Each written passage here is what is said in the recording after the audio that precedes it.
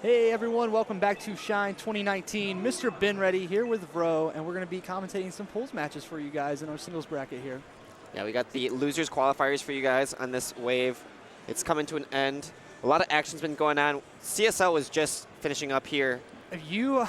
UIUC finally able to capture the CSL championship after 3 long years. 3-time finalists now, first-time champions. Congratulations again to them. Shabo and all those guys did a phenomenal job resetting the bracket and taking it from the team that beat them, Texas A&M. Are you saying that's their first time they went into the Yeah, they're the only team that's been to the finals 3 times, and they had failed twice to capture the championship. See, I knew they had gotten to the finals twice, but I think that fact I chose to forget that It's a fact. storyline. Yeah, it's a great storyline. That's amazing. When they won, they were cheering and jumping. Yeah, they all had to get out of here and go play pools like immediately. They didn't even have time to take a picture with their trophy, but man, all those guys were ecstatic. But we have That's so funny. pools matches coming your way now, guys, on the Melee side stream here. Yep, Damian on the Tyson right. We got versus Kikoho. Yeah. Damian Tyson's going to be sitting on the left. What do you feel about this matchup? I love this matchup. Marth versus Fox, arguably the 2 best characters in the game in a lot of people's eyes, especially if you started earlier. Marth used to be a way bigger problem than he is nowadays. Oh yeah, he had a long old school reign, but he's coming back. He's everyone's favorite villain right now, next to Puff. I think he's very underrated overall as a character on most people's tier list. Yeah. And this matchup can be very stage dependent, but Battlefield's a great place to start for both of these characters. Yeah, I agree. I think it's a comfort pick for both people. Got some nice height for Fox to use. That was a beautiful forward tilt, but it was just got off the ledge a little too early there, did Damian Tyson. Yeah, both of them still feeling each other out on that ledge. The timings are going to come together. Ooh, that was an interesting shine. Yeah, that was a pretty interesting shine. It looked like he was going for the Marth killer and then kind of bailed on it last second. Yeah, I think he confused everyone in the world. He's in there. Oh, that running down smash may have cost him. All right, he breaks it out with that shine. Looks like Damian's pretty quick. Yeah, he is. And I'm not seeing Kikoho do a lot of dash dancing either, which can really help against a Fox that's just kind of pushing buttons all over the place. It's just kind of slow it down, go dash dance a little bit over there, and make him guess. Yeah, he's been favoring swinging a lot. He's the type to just... And jumping, using jumping to move. There's some dash dancing from him. I like that. Real aggressive spots to pick, but Damian's going to cover him. Oh, that mistech is covered. Nice. Martha's just a quick swat away from cleaning this up.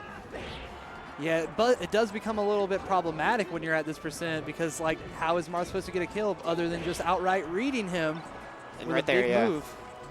Sometimes your big moves don't even kill. Exactly, and down smash definitely not notorious as a killing move unless you can get that illustrious tipper. Yeah. Right there, another DI opportunity, and you're right. Damian's at this weird percent. Finally, over 200, he's able to get it done. Yeah, solid edge guard from Kiko. Going a little quick on the draw. Let's see where he's going with this.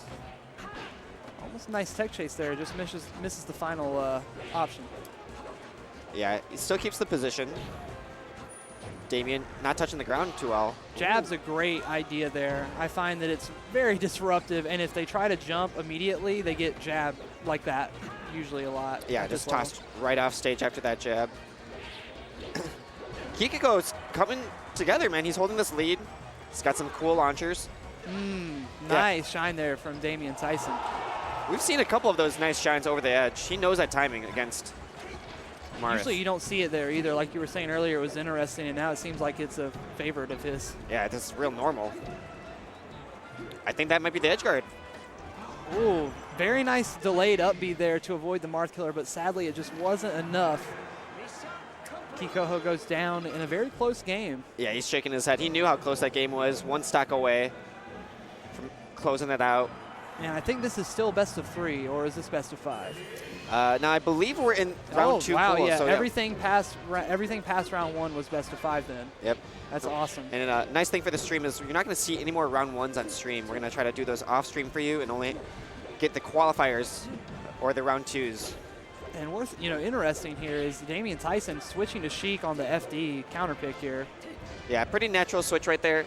He's going to not want to get chain grabbed as a space animal. A lot of guys just don't even have secondaries for this stage. Yeah, but it's pretty natural for Sheik, right? They got the same jump squat. A lot of people, especially Plup, that's the primary example. Yeah, 100%. Especially if you know that, I play Fox and Falco. I really hate the game and how it's played on FD, at my level. So I'm just going to try something different. And so far, it seems to be working out for him very well. Yeah, he's got a small lead. So he's dangerous here for Marth. You don't want to get grabbed because a lot of percent gets billed. And you see how he plays really far away from that ledge. It tends to be the further up you go in terms of player talent ranking, this matchup gets more and more even. But at this level, most people kind of see Sheik as a absolute victor in a lot of ways. Oh yeah, I totally agree. She's a terror for people at the mid-level. And until Marth gets super accurate and super quick, he kind of has to play at Sheik's pace. And speaking of pace, the shield pressure right there from Damian Tyson was very quick. Yeah, it's that space animal love, right? Yeah, exactly. He took it and transitioned it over, it looks like, onto his Sheik. And he was naring and needling and all kinds of stuff, locking down Kiko in the shield.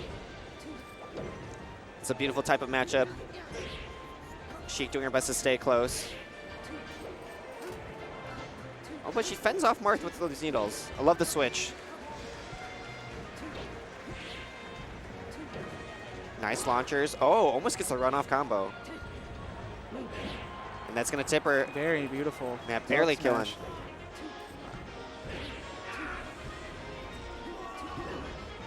Nice nair. Could have been fair, I think. Yeah, he's pretty reserved on that. Kiko is going to even it up just a little bit. One more. He didn't try to snap the ledge of recovery there. Yeah. Evened up right there off one aerial. It's going to be a tough game to climb. Yeah, it is, and Kiko Ho already feeling the pressure from the momentum of the last round. Wow, that's exactly what he needed, though. What a great call out. He can clean up here. Yeah. Oh, lets him back on. Dude, he came alive with that read. Okay, how we're chasing him. Oh, nice right crouch. Yeah. That's such a beautiful way for Sheik to fight. Both on Fox and Sheik, Damian Tyson showing us some great spacing. Kiko, though, he's going to keep up the pressure. And now we're back to even. Yeah, 67% on him. Ooh, tough dash attack. He's going to pop him up. Oh, my boy! Tyson SDs at 0 in the final moments of that game. Yeah, it looked like he was looking for this offstage edge guard. How unfortunate. Yeah. He had a great opportunity. He even came off of invincibility with that dash attack, as we saw. Popped him up, had him served on a silver platter, and missed. I think it was needle turnaround or something like that. Yeah, he was going for some sort of offstage movement, and he just got caught. Hopefully it won't affect his momentum here. He's switching right back. He's got a lot of work to do now. Now his Sheik was doing just fine, but I think he only picks that for FD. Probably. Oh, wow, what a sweet read from Kiko Ho there, and I don't think there was any DI there from Damian Tyson. No. He was not expecting that at all. Yeah, he definitely got caught with his pants down. Kiko showing us he knows how to position those tippers. Great even up from Damian. Yeah, the spacing's been good from him, and he's also not one of those Marths that is like constantly spamming it and looking for it where it's not there. Whenever he throws out the F smash, it's either pretty close or it's like a read that just didn't pan out. Yeah, and that takes years of discipline, right? There's so many bad F smashes that we're not seeing now, right? Or hours of play. Yeah, right. A lot of these guys come in and they can grind all the time and they get good really quickly. I'm not really familiar with Kiko Ho, but he's impressing me for a Marth I've never heard of. Hey, he looks like a player with some experience. You got to be to get around 2 pulls here. Yep. And he plays that F smash real simple, positioning it right on top of him. Don't overthink it. Nice. Yeah, he tried to pivot fair that approach, which was really cool, but Damian Tyson just countered it perfectly. Yeah, you got to be so careful about that with Fox because dash attack, especially on Marth, Marth is just that perfect weight for dash attack to really, really, if you hold out, you're going to maybe get nared. If you hold in, you're going to get up smash like that. Yeah, a lot of traps for Fox. It's quite the interesting aspect of the offense, right? Defensive patterns, defensive reading. And the follow-ups. It's the coolest part of the game, man. Oh, in the corner. This is exactly what Kiko Ho needs. He's doing such a great job of chasing down Fox at the corner and pushing him off stage. He's slowly but surely starting to move crispier and crispier too. Yeah. Like he's coming alive right now, as you said. Yeah, the oven preheated all the way up to crisp. On that, it was like that forward smash. Woo! Ooh! Oh, that's so fast! And he, Oh, Damien's don't even look. buddy, Yeah, that was an insane gimp. that was so fast. That was a quick stock right there Yeah, for Kiko. Some nice head nods from Kikiko, some big smiles. They're going to run it right back in. Ooh, the Sheik's back out now on Okay. Dreamland. You know, I think he was a little upset by those quick push-offs. A tipper or down tilt, you know, it hurts Fox differently than it hurts Sheik. Yeah, on this stage too, she can live pretty well. Yeah, good mix-ups. Always impressed with players that can play two characters. Yeah, especially, I mean, his Sheik was doing just as good as his Fox. Like, at the same level, it's hard. Wow. Reverse tipper. On the Dreamland plat. On the Dreamland plat. And That's like the only way he could have hit him, right? I think it was because of the tech animation as well. There's so many things going on. That is perfectly insane. I would say 90% of people can't hit that. No. Like, I have a Marth main. I can't hit that. All right, that running down smash was so aggressive. Damien Tyson, strong start here, but he seems to be getting extinguished now by Kiko. Yeah, he's moving faster. He's very, very fast now. Like the dash dancing in this game compared to game one and the wave land and the wave bouncing. Yeah. He's just moving so much quicker and more confident. Wow, he waited so long too. Yeah. The knowledge of how long it would take. Oh, he's quitting. Is he trying to quit? No, he tried to reset his controller. Okay. And he thought pause was off.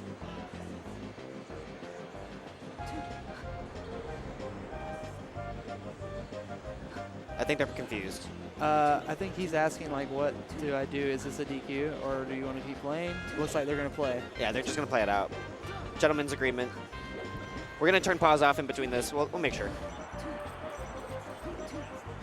Yeah, little fun fact, you can actually still reset your controller with pause off. Yeah, definitely. I have to do that a lot. I have snapback in mine, and it was one of the early snapback capacitors, and sometimes they cause some drift every now and then when you plug in. And it looked like he was doing some reverse needle stuff that just got caught Wasn't working out a lot for him, right? Damien's still looking quick, though. Yeah, and you know, if that controller reset really was what he needed to turn it around, then this could be we could be seeing a different Sheik here now. Yeah. With access to new tools. Some quicker pressure. Oh wow, bummer. Kiko with the SD, but yeah. Turning the tables on Damien, who SD'd in that earlier game as well. Stock for stock now. I think this is going to be a long set. I think both players are going to feel the set. It's a skirmish, a lot of misses. A little bit of control established. He can't mess up this one. Now he's getting the needle turnarounds that he's looking for. Yep. But it looks like the controller reset was just what the doctor ordered. Kikiko trying to stay below. How can he do this? Yeah, and in a normal situation, that doesn't work. So earlier, that was so impressive. Yeah, I thought he was going to go for it again. It looks like it's his. It looks like it's a signature favorite of his. Wow, those two aerials chained together so interestingly. That'll be it. Kiko and Damien Tyson going to game 5 here. They're both a little upset about that. Kiko Yeah. with his own performance and Damien with the accidental pause. It's got to be detrimental to the momentum, but you know he agreed to play it out. He had every right in the world to call a TO and get the pause DQ. Yeah. Should have probably turned pause off in between that game. I think they did. I heard Okay. some menu switches. Oh, okay. Looks like he's going to stick it out with Sheik. I think this is a decent idea. I think it's a good idea, especially on Yoshi's. You know, with Fox, it's just like those edges and everything. You can get gimped very easily. It's pretty volatile for sure. Great tech from Kikiko. They're both coming alive. Yeah, We're but seeing now I feel like Damien is renewed. the full pictures come together. Oh, some big head shakes. Yeah, I don't like what I'm seeing out of the body language for Kiko, but he's back in this with another read. Okay, jump He is back. Desperately needs to clean up here. He can't let him get back to center stage for free. Yeah, he's gotten a decent amount of percent. This is a good start. He's about 20 or 30 there, yeah. Okay, how are we going to handle this? Gets the ledge. Very hard to down tilt Sheik's recovery. That's Marth. Yeah, and it looks like he meant to. Nice! Yeah, sometimes I'm wondering if these are mistakes, but that one looks so intentional. The front hit of that when it's tippered, it's almost as strong as like Pikachu or Fox's up smash, right? Yeah, the vertical knockback is so good, and you know what? It actually comes out a little bit faster than F smash. It's harder to shield. Really brilliant. Yeah, because it'll poke so easily because it's so low to the ground to get your feet.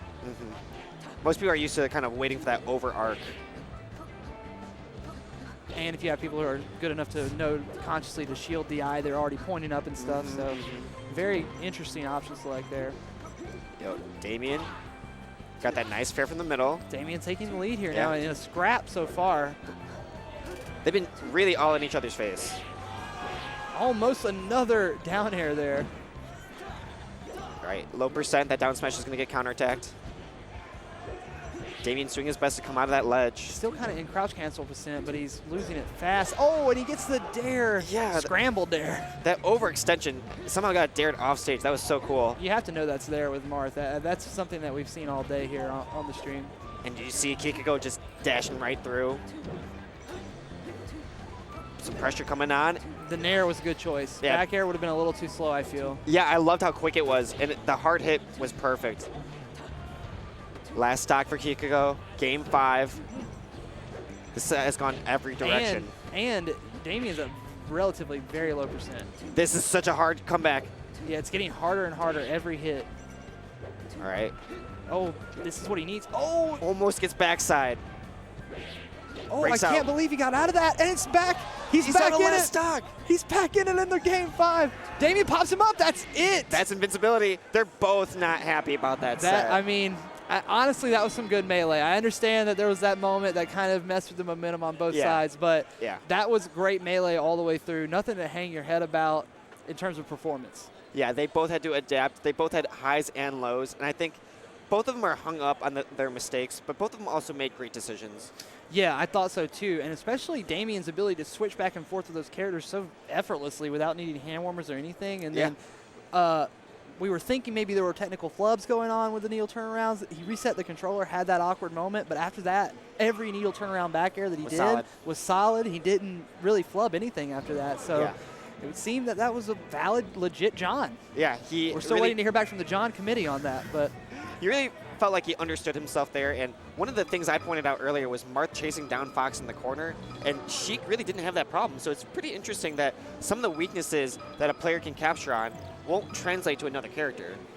Yeah, absolutely. And another thing that really impressed me there on the other side with Kikoho is how he gradually got better every game. Even in the last game, we saw him do stuff that I would have never thought he would have been doing based on his performance in the first one. He definitely had a better handle on his opponent. He started feeling himself. And now we've got a very interesting matchup. Calvar versus A Rookie, and these guys have been beefing a little bit from what I hear on the internet. Are they? That's what I heard before, because somebody's asked me if I was going to commentate this, and I said, well, if it happens, because they, certain things still had to work out, they had to beat the right people, etc. They met though. They met it in practice. But now they have come together here on the stage, and A Rookie, of course, is a super dangerous Mario player that a lot of people really don't know about outside of the South. He's got a lot of good performances in the Georgia area, North Carolina, Florida especially. Traveling out to shine this year with something to prove. One of the best Marios, and if that's not a matchup that a lot of people are familiar with. No. Mario's definitely an under-fought opponent. He used to be from SoCal. He came out to the National Melee Arcadian. This is a... Wow! Okay, so this is not only round 2, right? This is actually a bracket match. Okay, So this is a bracket match. Is it also a bracket match? It is. It's a loser's It's round. also a qualifier. This is a loser's qualifier match to get into top 48. Losers. This is a loser's qualifiers for top 48. This is just getting more and more interesting. And there's $200 on the line. These gentlemen have decided that I don't want to do this later. I don't want to do this. We're going to meet already. Look at the Let's look settle on it now. Yeah. Let's settle it now. $200, and the winner of this is going to go on, and the loser is going home. Out of the bracket, out $200. This is like an old school WWE loser leaves town match. Yeah. Don't show up back. Seriously. They're looking so serious right now. Calvar looking like your average Domino's delivery guy. He has a look. Taking on A Rookie, who looks like about as Miami as they come. I know he's maybe from South Florida originally, I'm not sure if it is Miami, but he has that look about him. He definitely has that South Florida look. He looks like he came from basketball practice. 100%. Got the comfy pants on. I'm sure he plays purple and gold Mario, too. I always see him with that purple and gold hoodie. Laker colors, yeah, I know it. He loves Laker colors. I've seen him in some, like, Nikes that were purple and golded out once, and I was like, respect on the shoe game. Shoe heads. There it is, purple and gold Mario for a rookie. Oh, yeah. Marth versus Mario. I have some experience in this myself. A rookie, so strong in this matchup. Yeah, he is, and it's very. I found it's just very under researched because a lot of people aren't even familiar with Doc anymore. Because a lot of people used to have to be familiar with Doc because of people like Shroom being out there and stuff. But there's not really any of that out there anymore either. Yeah. So you could say that A rookie's probably the best Mario overall right now. Yeah, maybe also the Slim last Shady as well. Slim Shady in Europe. Yeah, he's very good as well. A great name that I've been hearing about. The under-researched aspect about this that we're mentioning, that Mario has a couple of tricks up his sleeve against Marth. A lot of high-tier characters, but Marth especially. Yeah, it's one of the more doable matchups for him. Obviously, Mario not a high tier himself, but he has some combos that are almost Captain Falcon-like. And if you know about the top-tier matchups, Captain Falcon versus Marth is pretty even. Yeah, his grab range, not much bigger than Sopo's. I think Sopo's actually might be better, but his grabs, one thing to watch out for in this matchup is the down throw. Yeah, the throw. The down throw mix-ups on Marth above 80 can lead into some devastating moves that even with great DI, you're still going to die on the right stages. Yeah, you mentioned it's hard for him to get the grab, but once he's got you in his arms, it's so tough. Mario, of course, being a great character to throw. Yeah, if you're not ready for those, they can be a mess because they move so slow. They're just stuck in the air, right? Pinpointed for that nair. And you can see why A rookie pushed for this stage game one already. Yeah. 240% almost, and he's still probably going to recover here because it looks like Calvar doesn't have the familiarity with the best way to edge guard Mario's recovery. Yeah. As I've a been there Marth with player, them. can you speak to like what you think is the best? I've been there with them just as confused, and wow, that kill, that's great. Well, I mean, it's 255. That's perfect timing, right? There are a lot of times where that fireball or the up B is just so difficult to handle, and I've definitely just considered grabbing the ledge as the safest one. I really think so too. I mean, I'm not a Marth main anymore, but I've played a lot of this matchup, and I really feel like I do the best when I grab the ledge early to avoid the fireball, and then try to drop down with invincibility and back air, and that's pretty much the best option I've found. But I haven't seen Calvar go to the ledge once, which is a little worrisome. Yeah, right there, he tries to go for this ledge hop up air. That's the closest we've seen him do it. I think a lot of the things are that A rookie has great DI and mix-ups. Yes. And because of Dreamland's size, it always seems like you're going for the kill, and then the stress of him coming back really stops you. He has great timing on his fireballs too. Like, they're such a weak projectile, but in the right hands, they can be a very big annoyance. Yeah, and even there, he used his cape as a recovery tool. So really good nuance with the special moves. Oh, just a little early there on the get up. Yeah. Calvar actually was at a big deficit earlier this stock, and he's managed to catch up. He's going to just get as much damage as possible. The fireball again coming in to interfere. Yeah, just annoying enough to stop the edge guard. And Nair's tough because it's out the whole time he's in vertical drift there. Or horizontal aerial drift, I should say. Yeah, dealing with that Nair, not easy. Mario almost getting that ledge hop aerial, and we noticed that Calvar is getting a decent amount of grabs. He's winning neutral that way. Nice. And until that edge guard, he really hasn't done much more offense, right? It's just been grabs. Playing it real slow. A rookie trying to just run in and just raw Nair there, but gets caught by the return Nair, and now Calvar's opening him up with a big juggle. That damage was insane. That is 71 quick damage. But you see right there, A rookie kept it so calm. Ooh. Oh, wow. That had enough hit time. stun. Yeah, Was that a Falcon down air? I was just thinking the same thing. That was a big stomp from the fist. He kept calm, but now he's at 93%. A rookie. The pressure's on. Woo. Yeah, the falling Nair is going to get that kill.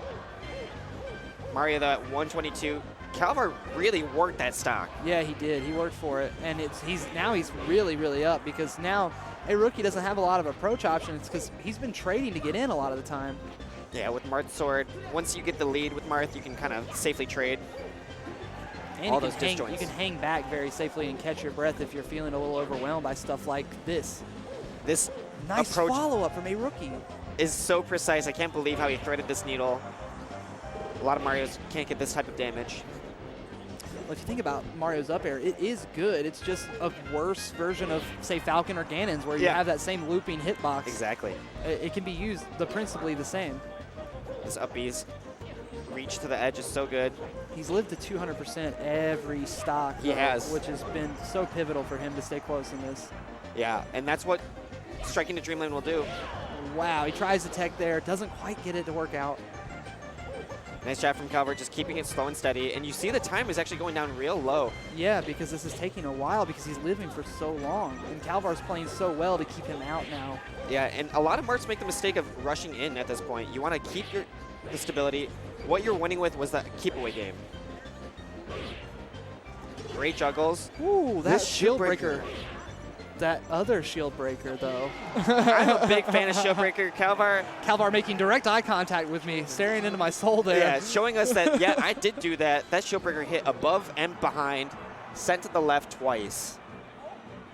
Yeah, I'm not mad about that double shield breaker edge guard at all. No, That's one of my favorite moves, man. It definitely. I love special moves. I love when Marth takes advantage of different hitboxes. And a rookie looked like he wanted to really contest from above. He didn't believe for a second that shield breaker was coming. No surprise to me that a rookie runs it right back. Yeah, this is going to be the stage where he's going to make it happen, I think. I mean, living at 200% every stock, it's just too good for Mario. Oh, that bear. Zero. Oh, my goodness. This is dangerous, and that's it. Two backers is going to do it. And he gets the meatiest part of those back airs. There is a weak hitbox and a strong hitbox on those. Yeah. And this up B lets him touch the ground on the platform. Pretty interesting. Calvar with signature grabs in this matchup. Yeah, I would say the pummeling, man. He's just trying to rack damage as much as possible. Yep. He doesn't want to deal with edge guarding. I'll just rack as much damage as I can, and then I'll just raw hit him. This is not the game he wants to play. You know, it gets super annoying with those fireballs. Yep, even if he trades here, he's good. What a great tech from both players. And oh my God, he got him with the extendo palm. that is so great. Hitting the hurt box of Calvar. He waited for the draw. The fiery fist of God there, striking Calvar down. Yeah, what a beautiful strike. Calvar, though, responding back. We're down only one stock now. Calvar still playing a slow pace, a lot of control.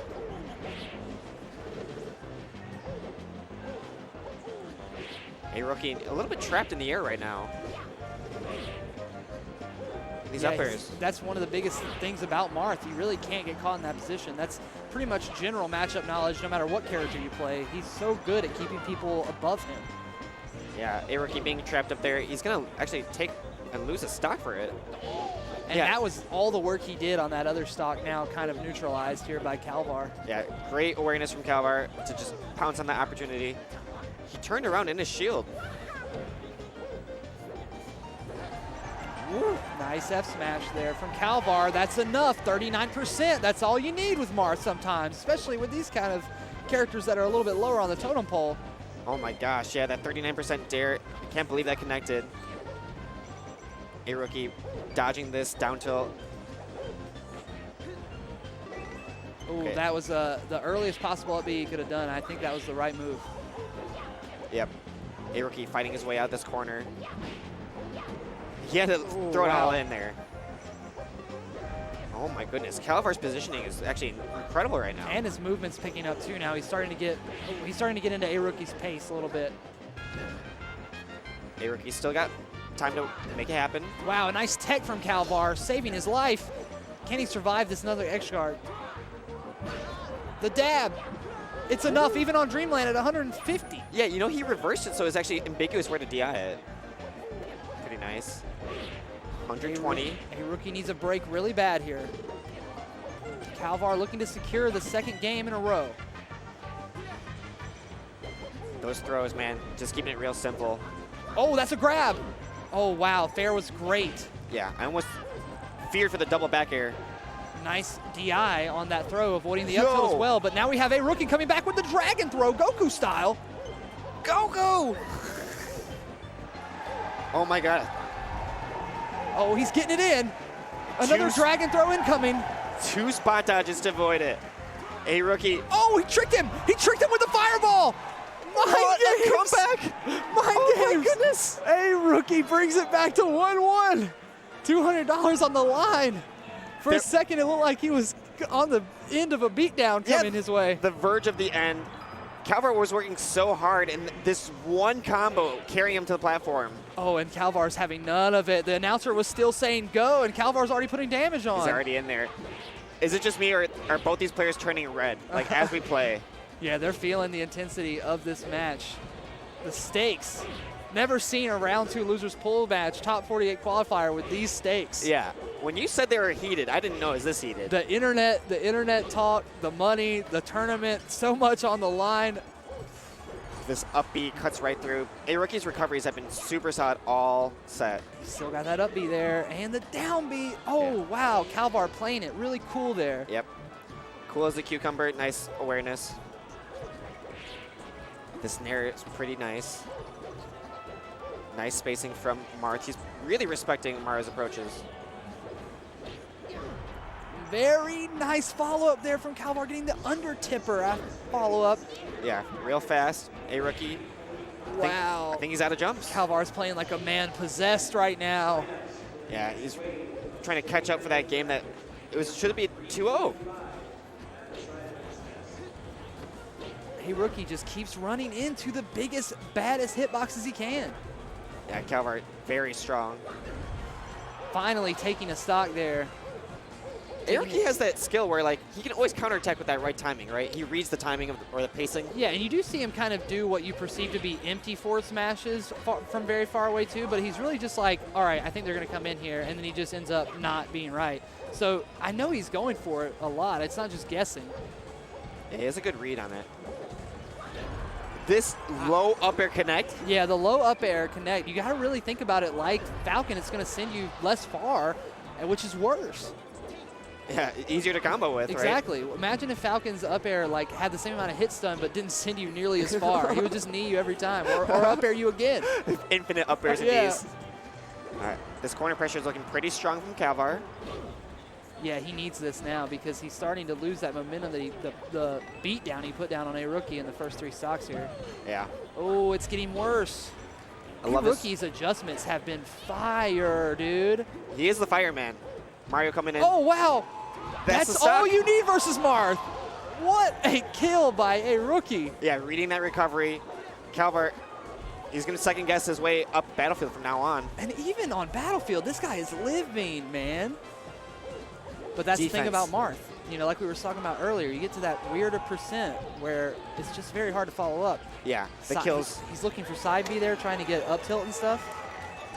And these little annoying damages that rookie's tacking on, they mean a lot. Yeah, he's just chipping away at him. Okay, I love that wave dash shield breaker. Definitely shield pokes really well. Calvar's starting to get the timing down on these fireballs. But the triple up air, oh, wow. He had to get out of there. He knew he was at risk. Even at 0%, you're still at risk. 2-1, a rookie. A rookie pretty happy with this lead. First fist pump from him. It could just as easily be flipped on its head, though. We saw Calvar come really close that game. And the game before that. They've been tight sets. He's not running it back. He's going to Yoshi's story. Now you got to be aware of the wall jump. Mario's recovery becomes a little bit better, but maybe you kill him so fast that, you know, he doesn't. Oh my God, he just killed him mega fast. He's giga dead. No, wait. Oh, I thought he could get to the wall for the wall jump. Yeah, he almost did, but he hit him so hard right off the bat. With 0 DI too. I don't think he had any idea. Almost another smackdown. Great defense from A rookie. Nice by A rookie, getting the stock back even, stock count back even. Yep. That slide off from the platform is so strong. Calvar, though, juggling his way up.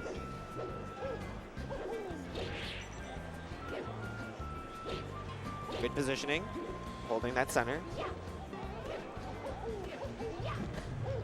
They kind of switched places right there. Yeah, it's almost like a Freaky Friday. Oh, A rookie down to nothing on the shield. He's got it. Yep. You called it so fast. Oh, he yawned. You see that? I saw the disrespect from Calvar. Down the game. It's yawning. Yeah. He's like, I saw this shield from a mile away. They're BMing each other live, man. Live BM. Great respect for each other. They both drift away. Okay, Yeah, he's got his jump. This is nightmare for Marth. This is a nightmare. Yep. Yeah, great job from A-Rookie. He got hit out of his jump by Marth. Oh, A-Rookie SD. No! Yeah, that was a really low percent SD. A-Rookie got some heavy lifting to do. He was only at 35%. Spinning out there. Calvar Jab. with great SDI. You see that? Okay, stuck in the corner once again. A-Rookie's having trouble getting close enough to actually use jab, but jab is so good versus Marth because it usually leads to a throw, like right Just there. like there. He tried to go for that jab grab. Calvar has some good SDI. He actually got out a few of those attempts. Calvar reducing the shield and then strategically smacking it down with the shield breaker. Yeah, that was a crowd pleaser and just a shift in the feel of the whole set. Yeah, exactly. The confidence that A-Rookie had last game, it's shield gone. broken. It was gone, yeah, because, I mean, we saw him SD shortly after that, even though he was, like, kind of back on track Yep. and had already killed Calvar again. Where we Last go. game here. This is for 200. I love the counter pick by A-Rookie. Always tough to have the last counter pick being the Marth player. Takes some trades. I don't know if that one was worth it. Oh, he gets him out of the jump. How did he get below him? He just rolled into the up Snuck tilt. under him. Wow, the crouch cancel on the fair was strategic. Understanding Calvar loves fighting off that ledge. This up B contests so much. Wow, the one single hit of dare was enough to lead into up air. A-Rookie's so good at finding that up air. Yeah, essential tool in the matchup. He still gets soft smashed. How's he gonna make it back? He's got cape and tornado. Oh my Wow, he didn't goodness. even need tornado. Yeah. And there's just so much work necessary to kill him. Here comes the fireball. Nope. Decides to hold on to He's one. surprising both of us, really. Yeah, for sure, man. He's switching it up so much. I can't imagine how hard it is for Calvar to adjust. Yeah, especially with the attacks. You hit him and you still get taken out of your edge guard. These upbeats are so annoying for Marth to deal with. And just A-Rookie doing a great job recovering. Oh, Calvar's struggling so much now to seal this stock. He needs this bad. Okay, breaks out with that good DI. Nice. Very nice Yeah. patience there by Calvar. Great awareness. And you see that he doesn't really swing too much. He's just positioning. He swung right at the right time there, putting A-Rookie off stage again now at 40%. Oh, clanked. Yeah, that was such a lucky clank. The fist fighting the sword. The big hand. Yeah. Oh, the turnaround. Opens up the neutral. Just messing with your plan a little bit there. Oh, I thought the up smash might have been coming, but he tried to link an up air a little too late. Yeah, that rising up air would have been pretty juicy. Calvar pretty strong here. Nice tech, but it's not going to be enough. He's going to need a tornado. Uses it to go super high. On stage now. Not for No long. jump yet. Nice. This fireball worked. He has jump again. Yep, he's going to be fine. Oh, no, he's going to take a raw F smash and still live. Good survival DI. Yeah, I love the dash away F smashes from the new Marts. Good mix up. A-Rookie making the most out of every single stock here. Yeah, it won't go down without a fight, man. And his recovery mix-ups are so strong. God, he's alive still. Holy moly. This is gonna be tough. Yep, he's fine. What And the he's fuck? reversed the situation. A-Rookie is insane! A-Rookie is insane! No way! 200%! Oh my goodness! Calvar's got to be heated. I would be so heated as Marth. Neither one of these guys can let the intensity of this moment get to them. I'm sure their blood is raging through them. The pop-off. We are going to see a pop-off of epic proportions here. Oh my God! That was a complete zero death. It was so now, good. Calvar now leaning super far forward in the chair. Yeah, he is so infuriated from this. A-Rookie cheesed from that combo. Crowd going nuts. They're screaming and hollering. Pretty sure I hear Nuck If You Butt playing somewhere in the background.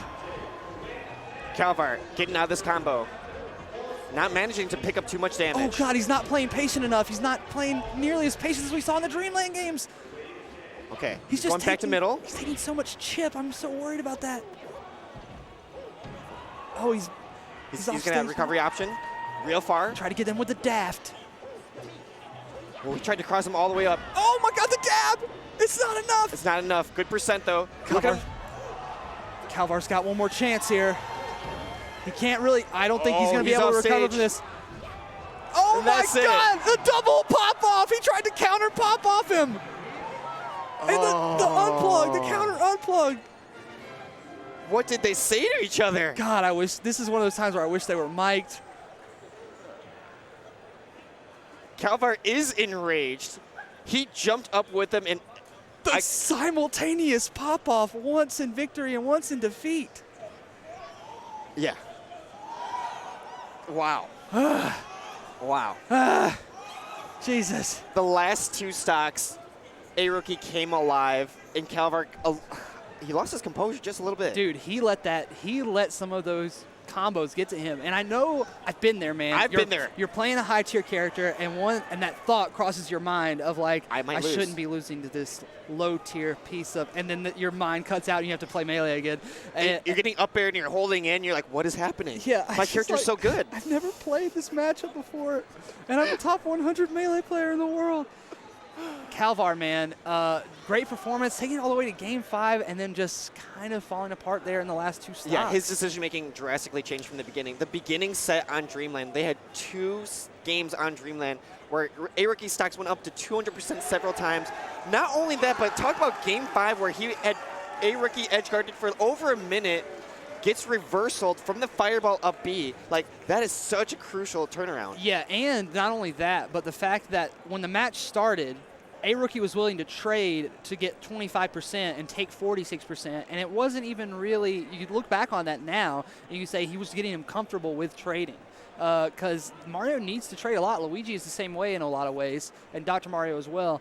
That Nair, it will trade a lot with a lot of moves. And we saw the trades. I said right before he got taken out there that he was taking way too much little pieces of damage. He Chip was damage. Taking too many jabs, taking too many little four tilts, and it just added up in the end. And Calvar going home without $200. It's tough. There's a lot of pride on the line, and you're right that Mario really needs to take advantage of all that little bit of damage. His knockback is not very high, the knockback growth on all of his moves. We did see some surprise F smashes. You know, those will get some kills, but the aerials and all the throws, you really just have to do the slow attrition, right? Yeah, 100%. A crazy intense set. The blood going through both those players. 100%. I mean, I was feeling it here, and we had a wall in between them and us. So. Yeah. Ooh. Both players jumping up. That was just insane, right? Unfortunately. Yeah, they both jumped out of camera frame.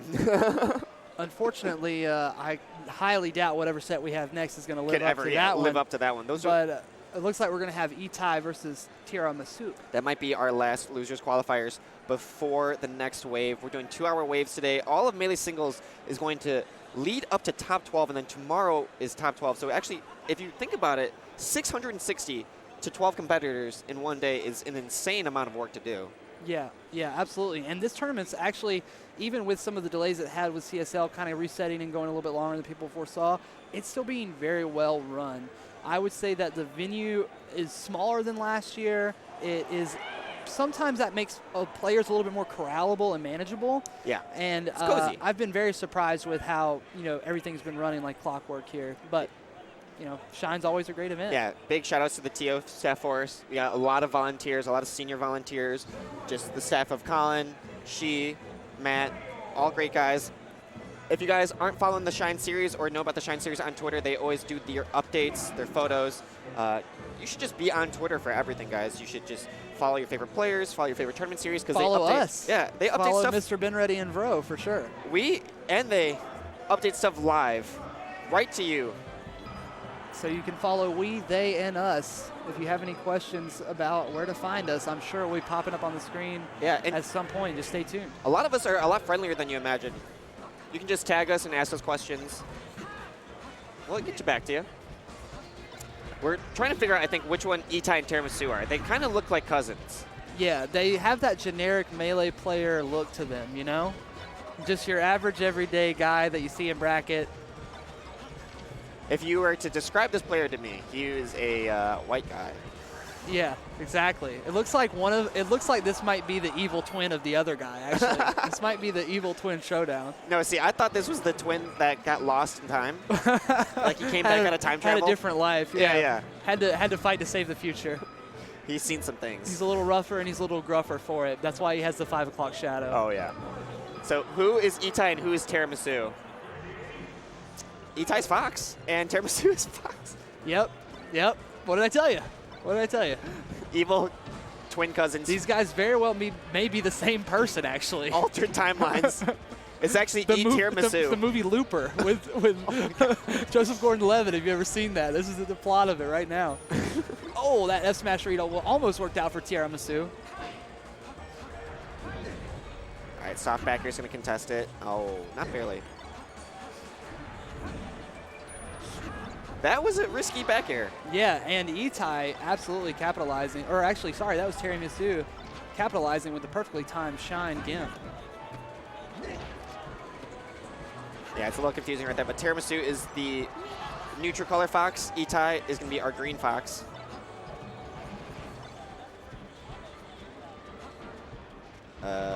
They're playing super far away from each other. Yeah, interesting. It seems like both these guys are kind of new school foxes because that's something that I notice a lot from these newer guys. Yeah, old school foxes are on top of each other. Yeah, exactly. Swarming. The new school foxes are like, no, he's dangerous. I know what he can do. I can do it too. Stranger danger. Shout out Sim, man. Okay, jab grab gets SDI'd out.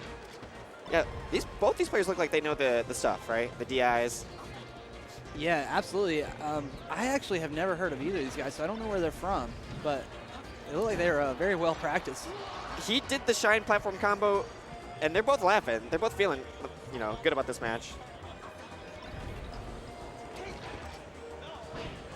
Good follow-up.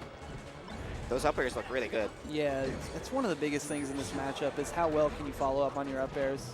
Chillin was always famous for being able to have just good strings.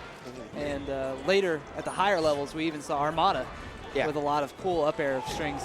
Yeah, and I like that you mentioned Chillin because they call them those Swedish up airs, but we've been seeing some old school foxes doing the falling up airs. Yeah, and he used to go, he used to get people like Samus and people like Marth, and he would up air them once and then maybe try to get them out of their jump with another one, and they just would never get down. Yep. Great techniques from Chillin' Dude. Shout out Sittin' on the West Coast now. Tiramisu now taking over. Yeah, 2 stocks in a row. Easy back airs, both sides. Oh, very doable for Itai, but now the daft coming into play. Oh, he almost got that Armation. I love that air dodge, though. Yeah. Get out of there. That's very good because a lot of people will, just start spamming side B or something, trying to get it as fast as possible, and then they'll just end up SDing, going under the stage or running above the stage. I mean, if you really think about it, air dodge gives you some invincibility. Yeah, it's a little bit better than just, doing the up B charge in their face or something. Yeah, right? Oh, barely missing that counterattack. Tiramisu has a small lead. It's going to evaporate. Yeah, now this is the best chance that we've seen Itai with all game really so far. Easy crouch cancel on, get up attack. Ooh, that was a nice forward air follow-up. Yeah. Oh, but Itai flipped it around. Oh, my gosh. My darkness, how the tables have turned. Yeah, and actually the first stock was very similar to that where, he went up for that back air and that shine reversaled him. Itai not even willing to make eye contact after that one. Yeah, don't look at me, buddy.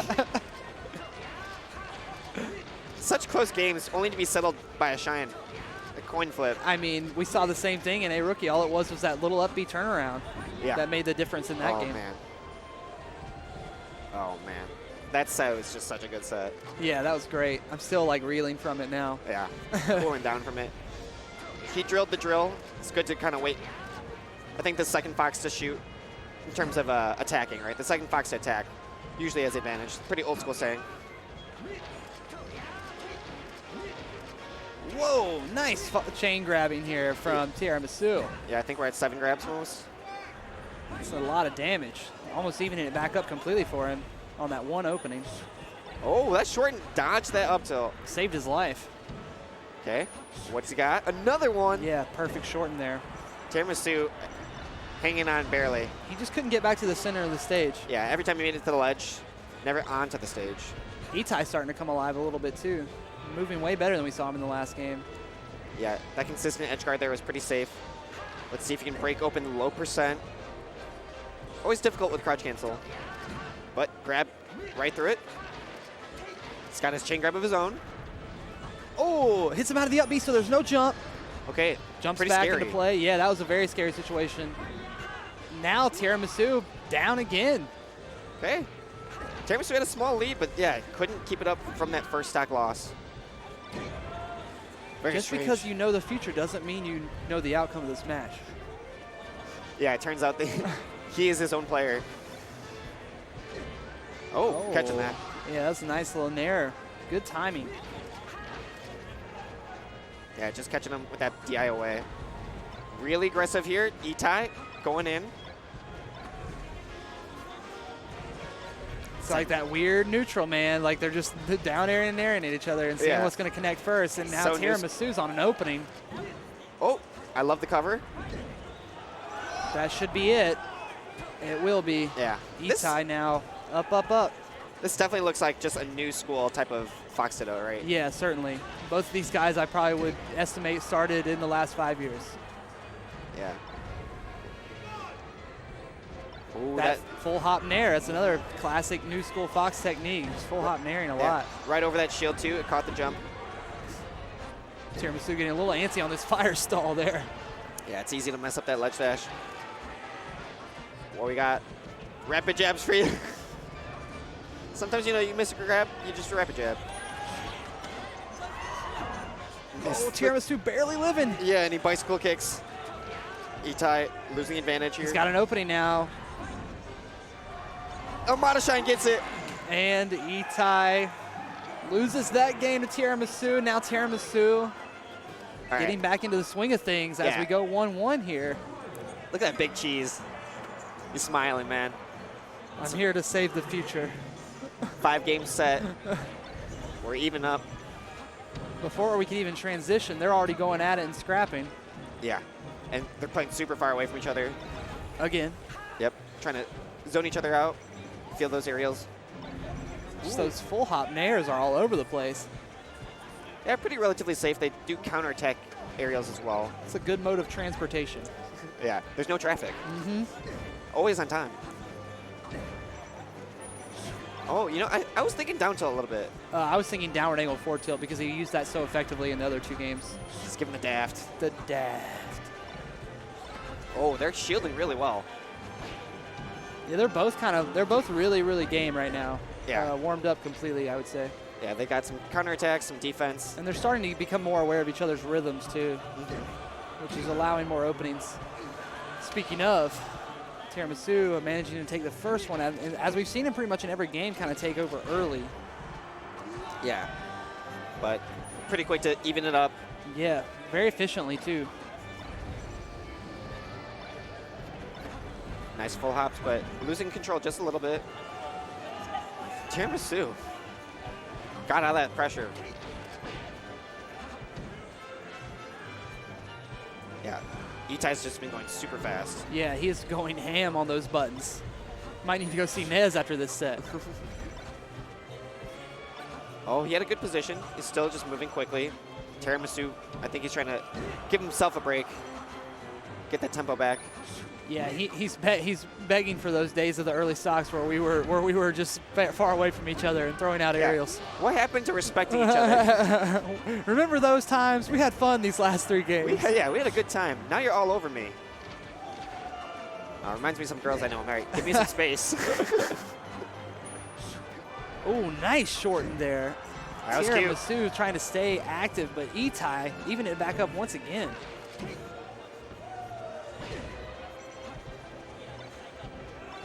Some scraps. I think the defense on the platform is pretty strong. Keeps his lead. Tiramisu fighting hard.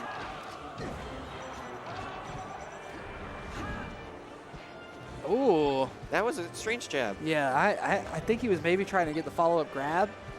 Yeah, I probably grabbed. just barely avoiding it. The slow get up. Yo, Oh, this but tech- Itai's done it again. Oh. Oh, he missed the timing. Yeah, that was awkward. Tiramisu finally closing out the stock. Tries to snap to ledge, doesn't quite work out. Angles are tough. Yeah, and we've seen small leads for Tiramisu. I think Itai is not afraid of it. Still just attacking as hard as he can.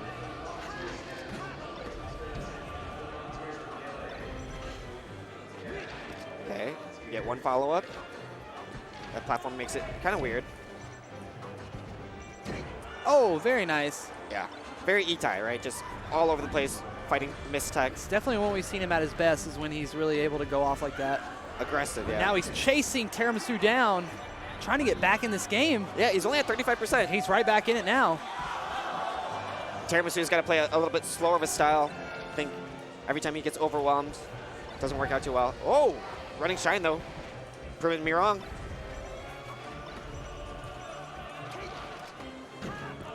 Good read. Very nice, okay. Look at that drill, and then he dashes so far away. Very Tiramisu. close game now. Yeah, it's even. Itai's chasing. Yeah, he is. Let's see if he can capitalize. That up smash. Oh, Oh, double shine. Nice follow-up by Tiramisu. This should be enough. He just has to do well on this edge guard. What? Yeah, that He was chose awesome. Oh my God, Tiramisu is so happy. The look on his face is the same as mine when he hit that. Yeah. I was like, that was so ballsy, It says man. it all, really. Yeah, The fair into the up smash. Really that's well done. good melee. And he had an opportunity to get out of that. Right back to stadium Yeah, Itai's going to come right back at it. with a quickness. Itai got a lot of momentum behind him now, but wasn't able to secure that game. But man, he's looked better and better in each one, and he's maybe starting to take his first lead here. Yeah, almost getting that edge guard. He's still putting down the pressure. And we've seen him come alive as the set goes on. Definitely. Speed is in his favor.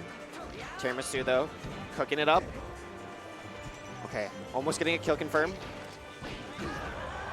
Wow. Yo. Wow. Tiramisu. Was that jab turnaround up smash? He did like a falling up air, yeah, and then he... Yeah, that was wild. I'd have to go back and watch that in slow-mo. That's the fastest we've seen Tiramisu move. And he's starting to really pick it up. Yeah. I suggested him slow down the pace, but really he should have just, gone faster, I guess. He's like, I'm going to try to match your pace then. Let's go. It seems like they both turned it way, way up from that first game. For sure. Big agree. Some nice damage. Two back airs. Good shorten there. Oh, Itai's not having any of this stage, man. Wow. It's all Tiramisu's stage. Ledge dashing from Itai was pretty on point there as well. Yeah, but even with a nice ledge dash, even with good recoveries, It's all about getting back to the center. And if you can't Tiramisu do that, owns you're bound to just get hit by another strong move eventually. great control from Tiramisu. Last game was super close. Let's see if Itai brings it right back. Decent follow-up. That platform drops it off. He's taking a lot of damage here. I like the way Tiramisu is playing. He's still playing very quickly, but he's keeping away now. Yeah. You can see deeply respecting neutral. I think he's done some of his best work when he's really let Itai come to him, too. Yeah. You can see him using those wave dash backs kind of to bait him in, using different types of aerials. Tiramisu finds an opening. Okay, playing that neutral. Fire stalling a little bit. Jab now, grab. Itai on the offensive. Yeah, beautiful opening. Neither of them are covering the edge. Yeah, definitely. Both are pretty comfortable going right towards it. Itai finally finding that shield grab. Big, deep breath for Tiramisu. He's got a small lead. He can close out the set right here. Make top 42 if he wins it. Yeah, this would be big for him because I've never seen him in a top 48 of this tournament of this caliber. So Yeah, it's a big, big name. Shine. He's drilling a lot of these approaches. He's got a great read on Itai. And all Itai's offense that was working last game just seems to be stuffed. yeah, it does, and he's really close to being out of this tournament right now. Oh, barely overextending. Okay. Tough last stock there from Itai. Yeah, Itai ran out of gas, it looked like. The car just wouldn't go. Yeah, in the last game, it really just seemed like the adjustments from Tiramisu were there. After he got that initial read in that last game of doing that insane jab, super long reach F smash on the platform, it was like the momentum had just kind of like died away for Itai. But it was great seeing both of them kind of like go from being really methodical and far away from each other in the first game to like, we both really want to win. We're turning it up in the fifth game and really getting all after each other. Yeah, the fourth game was just super. I guess I want to use the word intimate, but you know what I mean, where they know each other in their spots, so like you get to see the real gameplay come out. Yeah, it takes a while for that to happen, which is why I'm so happy that so many of these matches are best of 5 at Shine. Yeah, so. At this level, it gets pretty scrappy on game 1, so you're still warming up to each other. Not a lot of these players have fought each other before, so correct. When they get to know each other, we get to see that real match. Itai going really hard in game 3 and then getting figured out in game 4. Looks like, Nikki, we are out of matches right now. Okay. Perfect. Okay. For sure. We're going to walk you guys out to the next block. We're going to transition to the next casters. First, it's going to be Battle for the East 2019. It's in Atlantic City, New Jersey, October 4th through 6th. This is the same weekend, the weekend after Big House? What are we doing? I think this is the same weekend, is it not? It is the same weekend as Big House. Yes. So you got to make a choice between that or the Big House. Use discount code OVERCLOCKED for $5 off. Speaking of overclocked. Yeah, I guess it's another tournament coming up in September 21st. So they actually, these are the monthlies, if I'm not mistaken, that they run here. So you have Balance Patch, which is the venue, and then they have singles and doubles at their monthlies there every month. And from what I was hearing from Stock, who's like a local around here, he says that they're the best tournaments in the area. So if you live in the New England space, that's somewhere to check out. Yeah, definitely hit them up. And finally, we got Spiff Space. Look at this cool outfit. It's part of the Akira collection that he just dropped. A lot of Akira-themed items. So if you're a fan of that movie, as I definitely am. Oh, it's so influential and so beautiful. You can see the art and the background matches. Use the code SHINE2019 for free shipping at spiffspace.com. And of course, shout outs to Hitbox, the makers of the Smashbox and several other items or controllers or peripherals, whatever you want to call them, that assist people continue to play the game well into the 10s and 15 years of their Melee careers, which is great for a lot of people. Yeah, if you guys don't know, the Hitbox replaces the joystick with buttons. That being said, I think we're all done here. We're going to have Wills coming on with you guys, Stock Money as well. I'll be back around 6 p.m. with Parzival here for Top 64. That being said, Thoreau, as always, it was a pleasure working with you, my friend. It was a pleasure, guys. Stick around for more round 2 pools.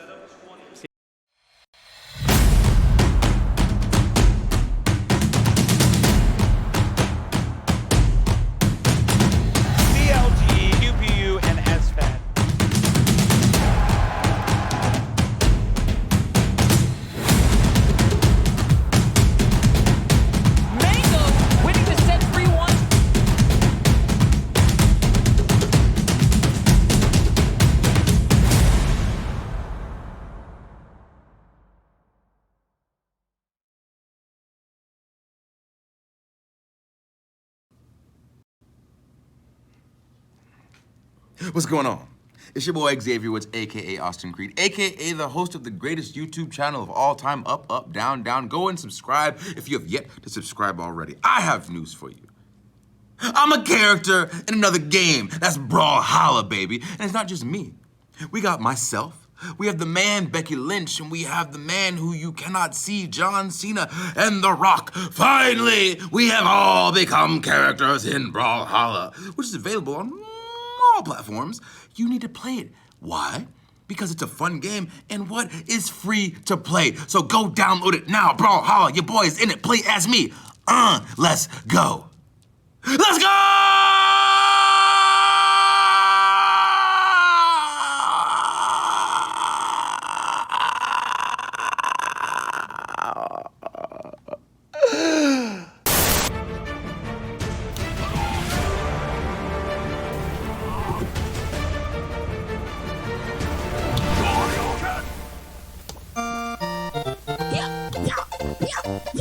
What?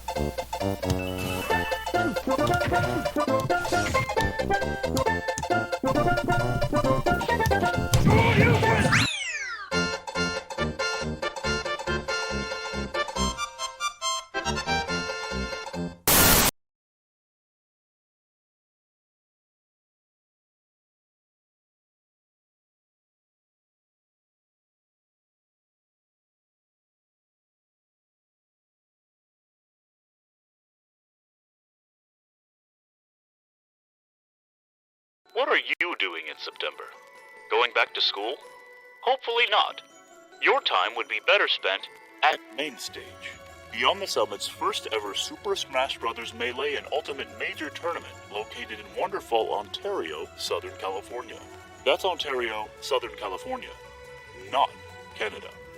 With a 24-hour venue, a live show before Top 8, and 6 qualifier slots for Ultimate Summit 2 up for grabs. Main Stage is sure to be a swell time. Register now and tune in at twitch.tv/BTSSmash.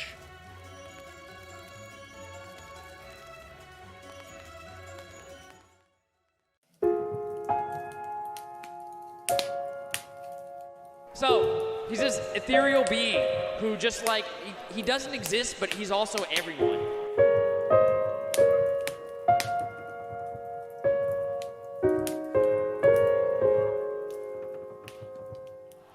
Yo, did he just walk up slowly?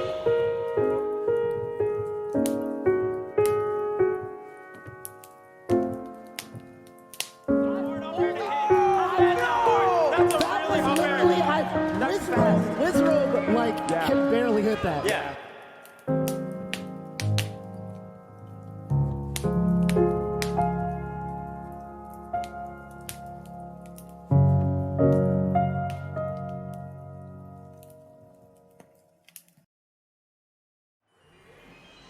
All right, people, welcome back to Melee. Top 128 around 2 pools. This is a wild tournament. There's been some insane results, like we got Lens over KJH. Dreffin getting absolutely bodied by someone who's not even ranked in Connecticut yet.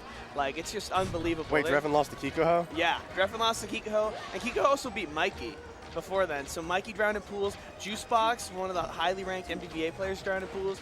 Lavinji, best player in Finland, one of the best players in Europe. Bobby got like bodied by Kodoran and then bodied by Wally. Wally making it Bobby's out of This the has been an tournament. insane tournament, and we really got a cool set coming up with Lucky and J-Flex.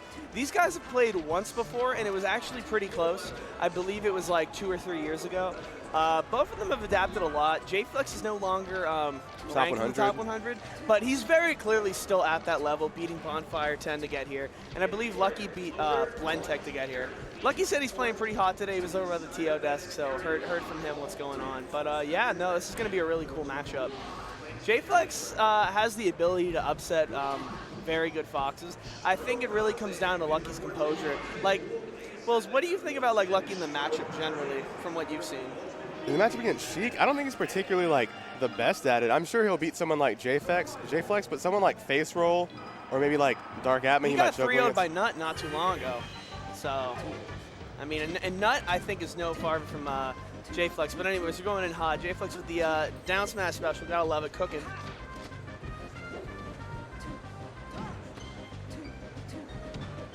I think, honestly, if he takes the approach that, you know, it's funny, he played Bonfire before this.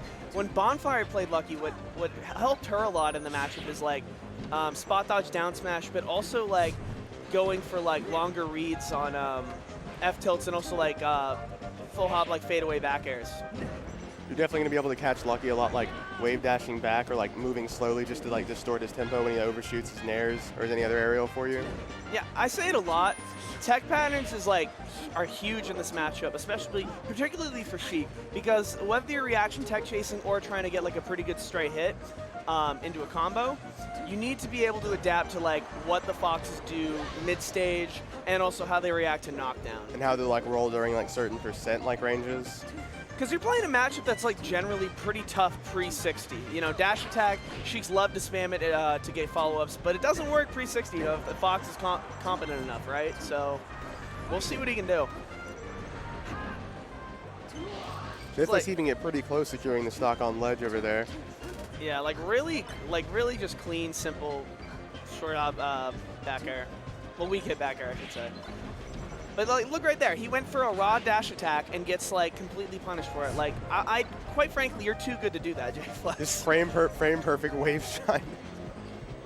And that's the thing, because especially really early percent, Fox is going to eat that up, because you have no threat of really getting owned, and you get to like get really free shine follow-ups. And if they crouch any of your fares at 0, you're going to be pushed back far enough to where they don't get an automatic follow-up. You get to like reset neutral with them.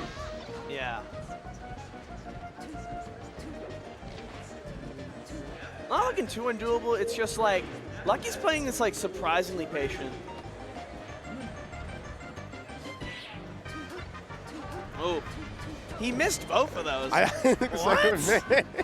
How did he miss the second one?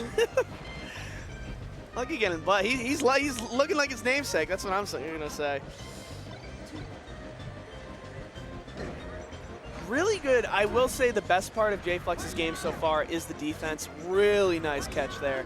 He's managed to like SDI and have like really good shield timing for everything. It's just that he does stuff like that where he just like falling nair at the bottom of the stage. Yeah, he's been pretty comfortable like playing with Lucky like near the ledge. He hasn't done a lot of like fighting him in center stage. He's okay with like lulling Lucky to the side, trying to fight him from there, like limit his options to approach. But it's not really working out for him. Lucky's still up a good 2 stocks. Yeah. And now Lucky's like going in like the comfort zone too of like, hey, I can just like nair you and you die. And also like just, you know, I was surprised it took him that long to start doing drill shine. Oh yeah, literally, like love it, dude. Immediate result. No, because J-Flex has no response. And like, and it's not even on him really, it's the matchup. Like that's how you beat Sheik as Fox. You just like rinse, repeat, wave shine over and over again. And you get like pretty good follow-ups. And you only have to know to SDI. Like you don't like get a reversal off of it. Yeah. Lucky chugging that water. J-Flex is like actually one of the most stone cold game faces. But I will say, you know, you think he'd have like the deepest voice in the world. You talk to him, he's a sweetheart, honestly. Kind of high pitch. It sounds like it takes a lot of Instagram selfie. Yeah. Oh yeah, catch him on the ground. The thing is though, he actually does. So like you have like the frame perfect read. I love that. And Lucky's got the reads with these up airs. Good God. Actually, super surprised he missed the 4th one. Kind of a flub on his end, but J-Flex remembered, oh yeah, I can actually DI sometimes. Ooh. Oh my God. You trying? Yeah. I thought he would have stopped the charge knowing it wouldn't hit. He's a little too like expectant there for Lucky to fall into it. He's trying to combo video him. And that's not what you're going to do against someone who's like, because yeah, I agree with your assessment of him, but I don't, of Lucky versus Sheik, but it's not like he's bad at the matchup either, right? It's just like there's some shortcomings here and there. Really? Oh, wow. Oh my. Wow. Lucky with like actually some killer matchup knowledge. Because for a second I was like, why did he nair off that wave shine? I wasn't like looking at the percent, but like, wow, he cooked him.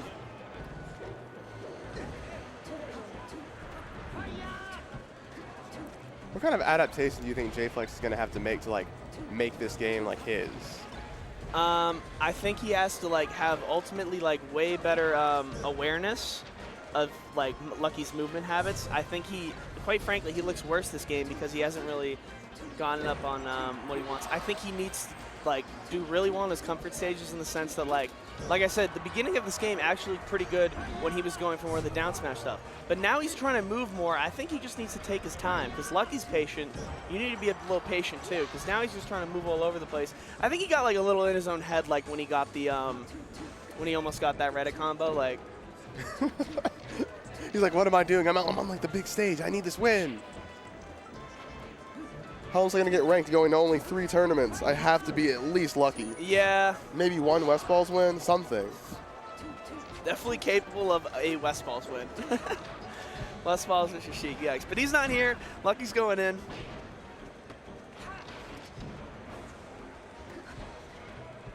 Ooh, all right. Yeah, you finally get a grab opening and you flub it. All right, that's the story of this set right here. See ya. 2-0 for Lucky. That was rough. Yeah, I would say that was rough. You were already down. The one thing you needed, J-Flex just like couldn't pull through. Just like forward through him. Just flicked it. I'm gonna be real. I don't even know if I like that Battlefield pick. I think Lucky's hella good on Battlefield. And you run it again, but you know what it is? It's that tri-state bias. You go Battlefield all the time. There isn't a New York player that doesn't think they are the best on Battlefield. Oh, New York, New Jersey. Hell, I feel like Connecticut these days is starting to be the same mentality. That and Pokemon Stadium. I swear we're obsessed with Pokemon Stadium and Tri-State. Lucky's obsessed with getting these kills. Oh my God. That was disrespect. He had no, he had the up smash already. Like, you just wave shine like, hey, see ya. It's like it wasn't disrespectful. It's like he just paused for a second and like didn't realize that J Flex was just like still gonna be there, free to hit. He's like, huh. Yeah, Gonna wave shot him just to be sure. You know, I thought I was the one forgetting my percents for a second, but I think Lucky was too.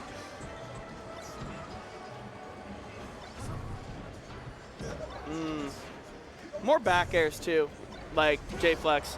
I think back air is so good, especially in mid percent, because a lot of your game plan, just like at any level of Sheik is against Fox, is like, all right, how am I gonna get this rat to 60? Because that's when you can really start to combo.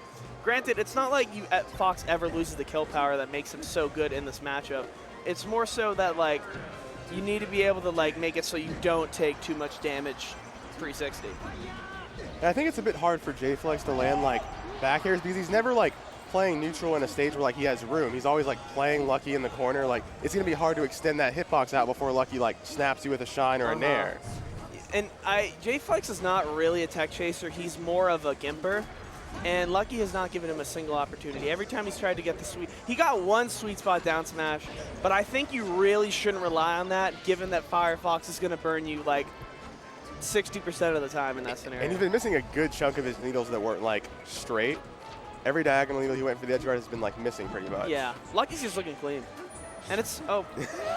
Man, I ain't having great luck with the commentator curse today. Oh well. Say something about J Flex, just death note him. He's gonna die. Oh, almost got the gimp. See, well, you're right, bro. Oh my God. You got it? I did say someone was gonna die. It just wasn't him. All right. Oh wow. Oh, work that. Cook that. That down smash was late. Oh. No, you he's laughing. He was like, I don't know. It's just like a little bit of hesitation, right? He was like, oh wow, wait, the down smash actually hit. Yeah, it's like Lucky's a little deep now, though. I don't know. Yeah, I don't know about that one. Pretty interesting set though so far. Just to round out this wave of, yeah, you grab that. This wave of top 128. Because after this, actually, we're gonna start cooking. There's one more set of. For the round 1 pools that are right now, there's one more set of round 2 pools. But after this, we're into the big leagues. We're in the top 48. Because the big thing about Shine this year is they lowered the, it was usually top 256 for round 2 pools, but this year we did 128 with the intent of doing all best of 5 sets starting round 2 pools, which I think so far has been like really dope. Okay. What do you think? I don't know. I didn't make it to round 2 pools. Hey, you were close. Hey, you realize if you did, we were doomed. Oh, yeah. Was I going to commentate if I made round 2 pools, or was I just like... I don't know, because you were literally a game away from making round 2 pools, and like literally just before this. And I don't know, you would have to drop out maybe. That's a yikes, bro. Guess the bracket gods are looking out for me, huh? That would have... You could have gotten old good guy Gerg. Nah, man. He's going to be on the mainstream later. Ooh. Yeah, shout-outs to him. Who do we have next? Okay. Nah, we're chilling. What do you think of the event so far? You know, this is your first Shine, right? I think the food options are a bit scarce around here. I think what I had in Boston was really good. Like, like Yankee House was pretty sick, but I haven't been to anything like cool around the area. I went to like a kind of mediocre pizza and bar place called like Revolution. Okay. And then I went to Uno, and Uno sucked, but I can't tell if the service was just really bad or if the food also sucked. That place looked like it had a really bad service. I was mad. That's why Ricky and I decided not to go there. We actually got like pretty decent delivery, but I think like as far as like standard restaurants go, I definitely favor Boston. But I actually, truthfully, like I enjoy this venue a little more because it's like, I don't know, I like the layout a lot. I think what people miss is the location. It's such a prime location. But I'll tell you, as one of the organizers of this tournament, that doesn't come at it costs quite a pretty penny, I must say. But yeah, no, I'm digging it. I will say one of the best things I think about Shine is like the weather. I think the weather has been like extremely good. Probably best major I've been to as far as that. Y'all got here for like the best weekend. It's been alternating between like either being like excruciatingly hot or like 50-50 weather. This weekend, in its entirety since Thursday, has been like super cool weather. It's been like really nice. Yeah, it's like regard. perfect jacket weather in the morning. It starts getting a little warm, but not too overbearing in the afternoon. Yeah. And then like it got back to cold last night. Oh yeah, that's the New England curse. It's always cold at night. It doesn't matter if it was like 100 degrees during the day or something. It's always going to be like super cold at night. But yeah, man. I'm trying to think of some other upsets that happened today. A lot of honestly, New England's been on the map. This is kind of a tournament where the hometown boys always really go in. Has Ricky done well? Has he Ricky played? doesn't enter singles anymore. What? Yeah, I had a similar conversation with Ben Reddy during our doubles block yesterday about numbers, Arcuda. We kept alternating between names because why am I going to call him Arcuda? I just called him Jason. What about Rich Boy Rich? He got rid of the Rich Boy Rich. He's Ben Reddy said this. Oh man, I'm going to yank this from Ben Reddy. He said he's economically deficient now. Yeah, I like that. I'm just too deficient. I just don't have it. He's not rich, you know. He's living within his means. Arcuda's a college student. Arcuda probably eats ramen at least once a week. He thinks he's doing well on himself by getting Shin Black, but it's still just instant ramen. He feels really bad about it. Yeah, he's like, I could be doing worse, and you could, but you could be doing better. Oh, man.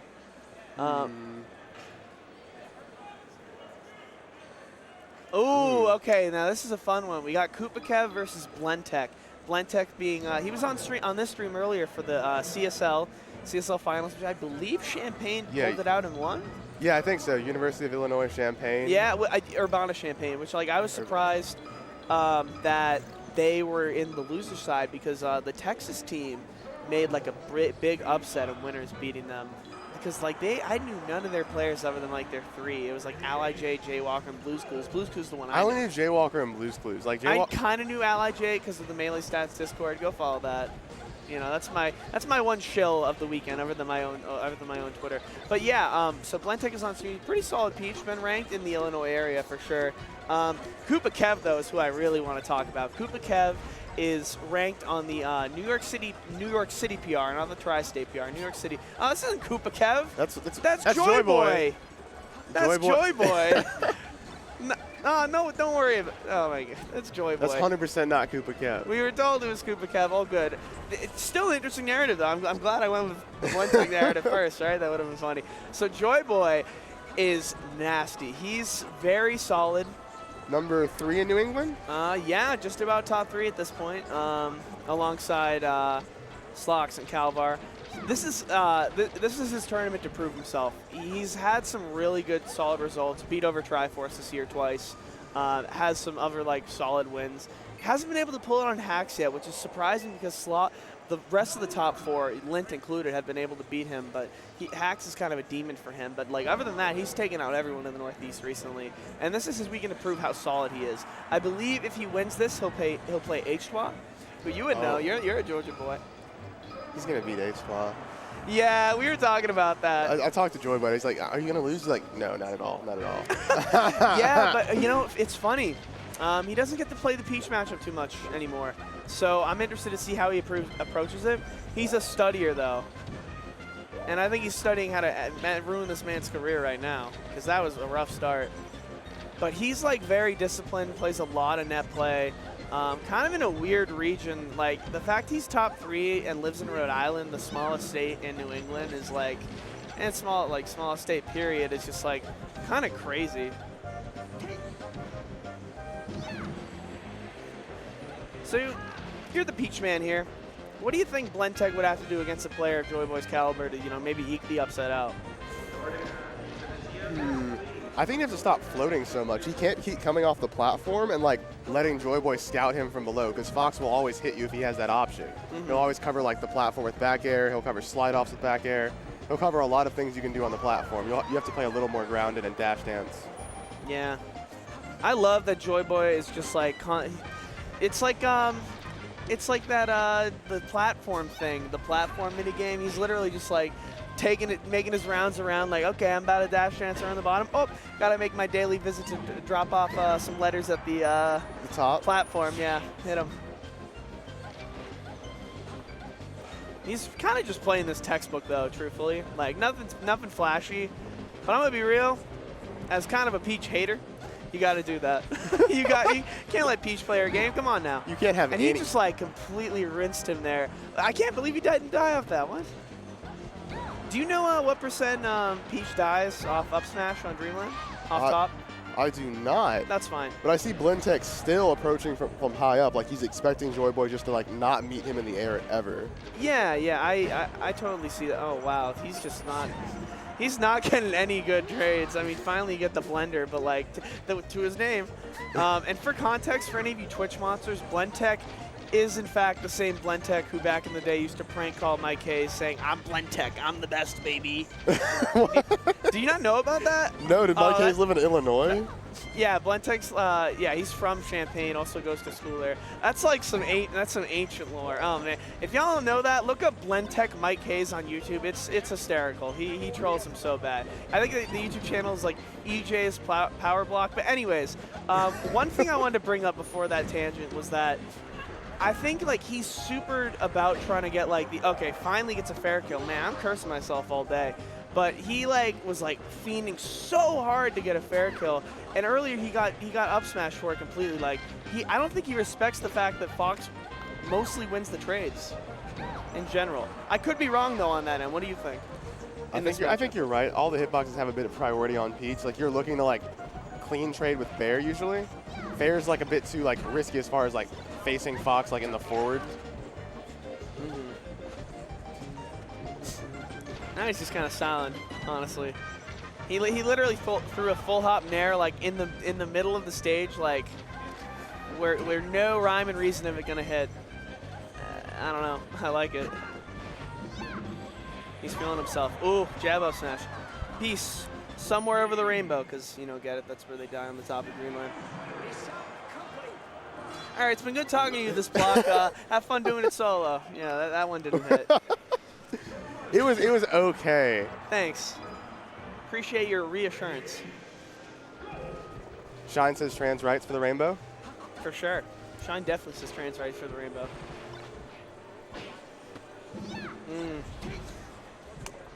Why is he saving FD? If you're Blentech. He might not be. He might be aware that he likes to jump a lot because like those reads surely wouldn't work even less on FD. You just like end up getting sharked a bit more often. Sure. He is a chain grabber though. That's why I'm interested. But that is the dynamic of like I might be a chain grabber here and there, but if I'm still such a float fiend, that makes sense. And I think this is the stage if you're a float fiend to get it. You have like platforms that literally mess it up. That always looks so stupid. Oh.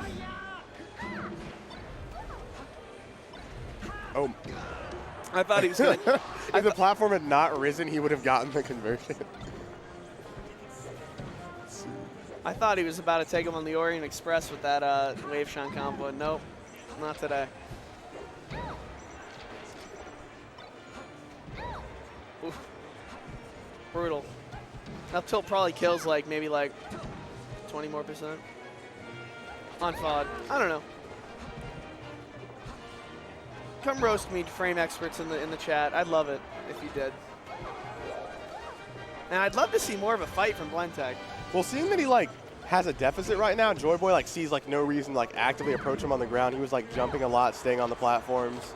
And Blentech just can't get up there because he's playing Peach. Like, how are you going to get up there fast enough to stop him from like moving away to the side platform and like outspeeding you?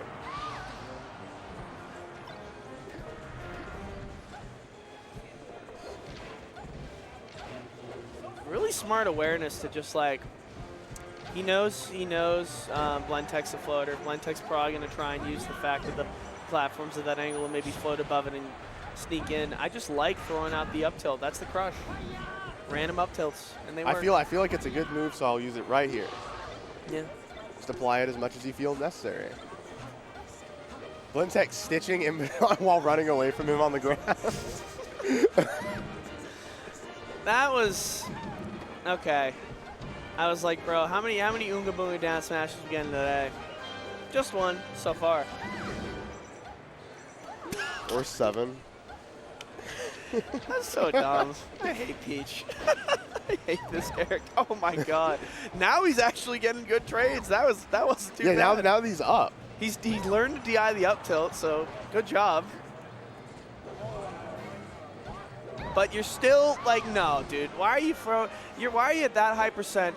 Like under the Dreamland, not Dreamland, under the FOD platform, are you gonna just randomly throw it at fair? You're gonna die to anything. You're at 120 risking trades with Fox on the other ledge.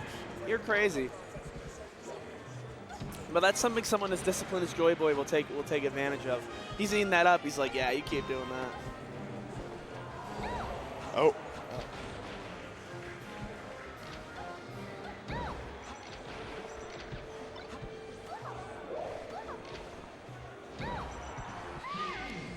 Clean. Blentech got a little panic. You notice, like right out of shield, instead of like moving backwards, he was just like floating stationary and let Joy Boy like hit him with the nair. Not picking any safe options to get out of shield. Back to FOD. Okay, I was honestly like, I was gonna be like, huh, maybe FD, but He really doesn't want it. so far we've had people getting rinsed by Fox, stubborn on their CPs. Never get scared off your CP. What? Never get scared. I don't know. Run it back. Sometimes if I'm getting rinsed this hard though, I don't know. It was last stock. Was it though? It was. But I think it was. But I think overall the reason I say he's getting rinsed even despite that is because it's like one of those things where, and you know, I hate to say it, but it's kind of like, it can be, this match can be a little dishonest in the sense that you can be like destroying in neutral for the most part and your punish game can be fire. But Peach can get a couple stray ones, throw in a bit of her own punish game and even it up while the rest of the game doesn't look close. You can be on the same stock, but how will you win? Uh-huh. Yeah. Like, I'm not confident Joy Boy will like lose this game yet at all.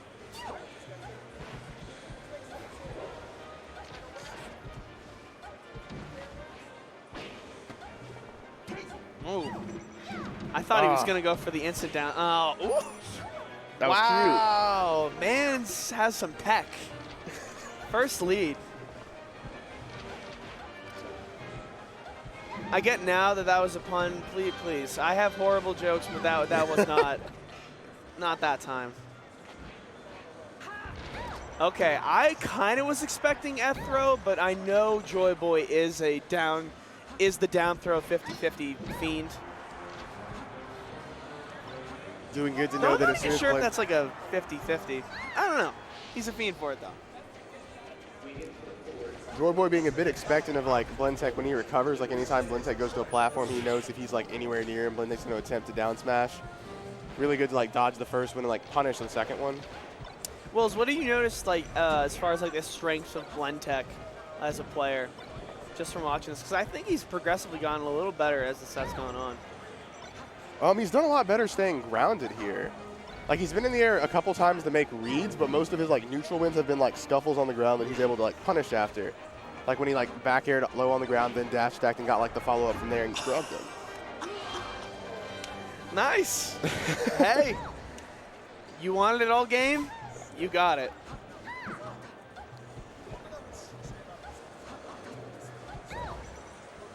Really interested to see how Joy Boy handles the situation, because this is like one of those spots where Blentech can actually take a strong enough lead to where he might not even have a chance next stock, or we're down to a last stalker, where Blentech is on his winner's ragged life.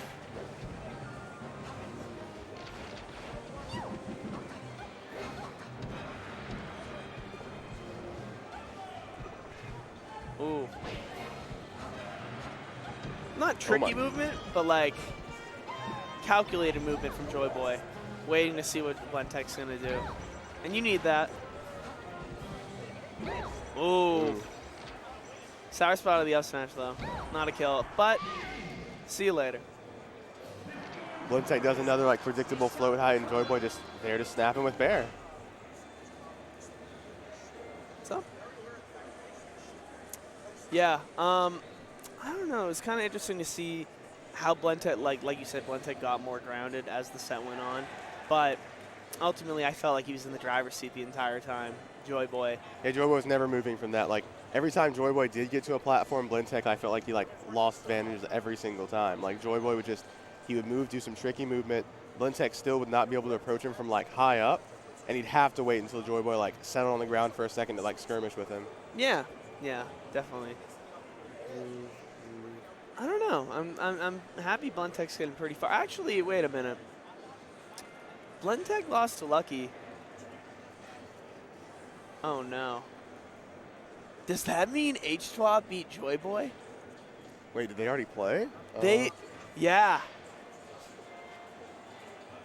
Okay, yeah. So while we were doing this, Leffen beat H2 after H2 beat Joy Boy. Joy Boy. Wow. We both didn't think that would happen. No, we didn't. I mean, H2 always aims to surprise. It's a 32nd, 33rd seed, though. Let's not act like they weren't equally skilled. Yeah, okay, yeah, That's not what you were saying yesterday. That's not what I was saying. That's literally not what you were saying. Yeah, well, let me backtrack and like save my. No, my ego's long dead on that one. Yeah, no, okay, wow, good for H2. Good for Leffen playing it out. So Leffen's now in top 48. Yeah, I can't believe Leffen 3-0'd H2. Wow, so crazy. Is that crazy? I know. Yeah. Yeah, okay. So I know, I even talked about it in commentary yesterday, like H2 is like surprisingly really good against Fox. I know like he was like kind of the demon for Crush. He has really shaky like losses to Fox though. Like he'll lose to like Null this year when he lost to Lovage. Like that was a pretty questionable loss. He lost to R2D-Lu. Wait, what? Huh. Shabo Okay. Yort? Thought I heard some crazy stuff. But, yeah, what was it? Team kill. Cover me. Oh, man. This is unfortunate. Fox Capacitor has to play Shabo. And really, that's really weird. Something must have happened there because I remember when I was seeding the tournament, there was a potential of a Blentech Fox Capacitor team kill that I like completely got out of the way. You like, nullified that one? There's no business. There's no way I'm gonna have people like from the same region, from the same school, have that happen to. Yet somehow it appears to have happened. I think like either Fox Capacitor pulled an upset, or like Shabo lost early. You lost early. Would he have to lose in round 1 or round 2? Round 2. Okay. I think. Well, round 3 of the. What? Oh, so Fox Capacitor did make an upset. He beat Yort. Wow, that's crazy. I guess that Killaboo practice worked out, huh? Man, this is weird. So we got a team kill to make top 48, huh? Okay. Wow. And Shabo, numero dos in Champagne. Fox Capacitor at number 4? Something like that. Sounds about right. And no, we're not bringing up the Zambu is insert blank in Champagne. Get that out of here. Off deck. Shabo looking real comfy though. What do you think of the dynamic of like two players? You play pretty frequently back home. You know, playing this high stakes kind of match. Like, what do you think they're feeling? I don't think they're feeling anything. I think it's just a lot of personal meta. Like at this point, you know to look at the character, like see what your friend's doing, see how they're gonna like play, know how to adapt with them. I think it's still always like pretty heartbreaking at the end, but most of the time, like if you play this much, you should have like steeled yourself if you're playing in a high tournament set. Shabo doesn't look too nervous about it. Fox Capacitor looks good too. Yeah. Shabo like never shows him up. Fox Capacitor has an interesting game face. Shouts to him. Shabo's a killer. Yeah, I still can't get over that, though, to be honest. And Shabo beating Lunar Dusk, I mean, he plays quite the wobbler in the form of Deegs. So. Well, he only got there because he wobbled Dr. Lobster. Yeah. Wobbled him bad. Yeah. Did you see that? You saw that set? I'm not going to watch that. No, it's Shigaishi. Okay, no, you're just making assumptions of. No, of I asked Lunar Dusk, and he said it was really bad. Oh, okay, yeah. Hey, honestly, yeah, as an Ice Climbers player, you know, it can be kind of rough when you're playing against a Sheik. They actually know how to play the game against you, and you're like, oh man, I'm not going to be proud of this gameplay. But this is like actually pretty even, and I'm like very interested to see that Fox Capacitor is He's taking the lead. kind of taking the lead here. Shabo just smiling it off. Knows his boy's feeling himself just a bit.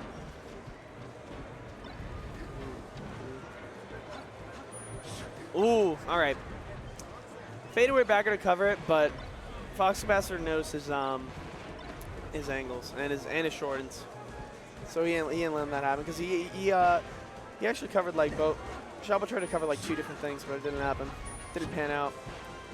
Ooh, Fox Capacitor moving fat. clean. Whoa. Insane conversion. Did you time. expect this? Because I didn't. This is wild.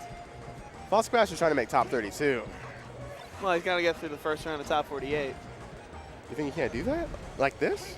Oh, okay. You're saying if he wins it, he's going on heat? Yeah, probably. I mean, this is a pretty hard tournament, but not hard enough if he's being the 40th seed. Not that he was no slouch either, but I digress. All right, now Shabo's back with it. And I think that's gonna be, especially 2 players that have their tech patterns down like the back of their hand.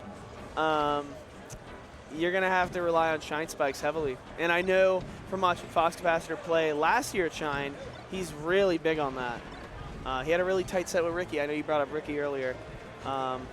He kind of actually, it's interesting. You don't think of him as like one of those top names in Champagne, but he really stays grinding. And Yeah, like, everyone knows like the top 3, but no one ever like talks about Fox Capacitor. yeah, and it's weird because I heard he was trying to do more Falco. His Smash G tag is now Falco Capacitor. But when I was seeding the tournament, I was specifically told like Fox Capacitor is going Fox for this one, right? So who knows? Maybe this is his last flight. But honestly, if you're playing this good today, stick with Fox. That's my professional medical opinion. I'm a doctor now, Wills. How's that sound?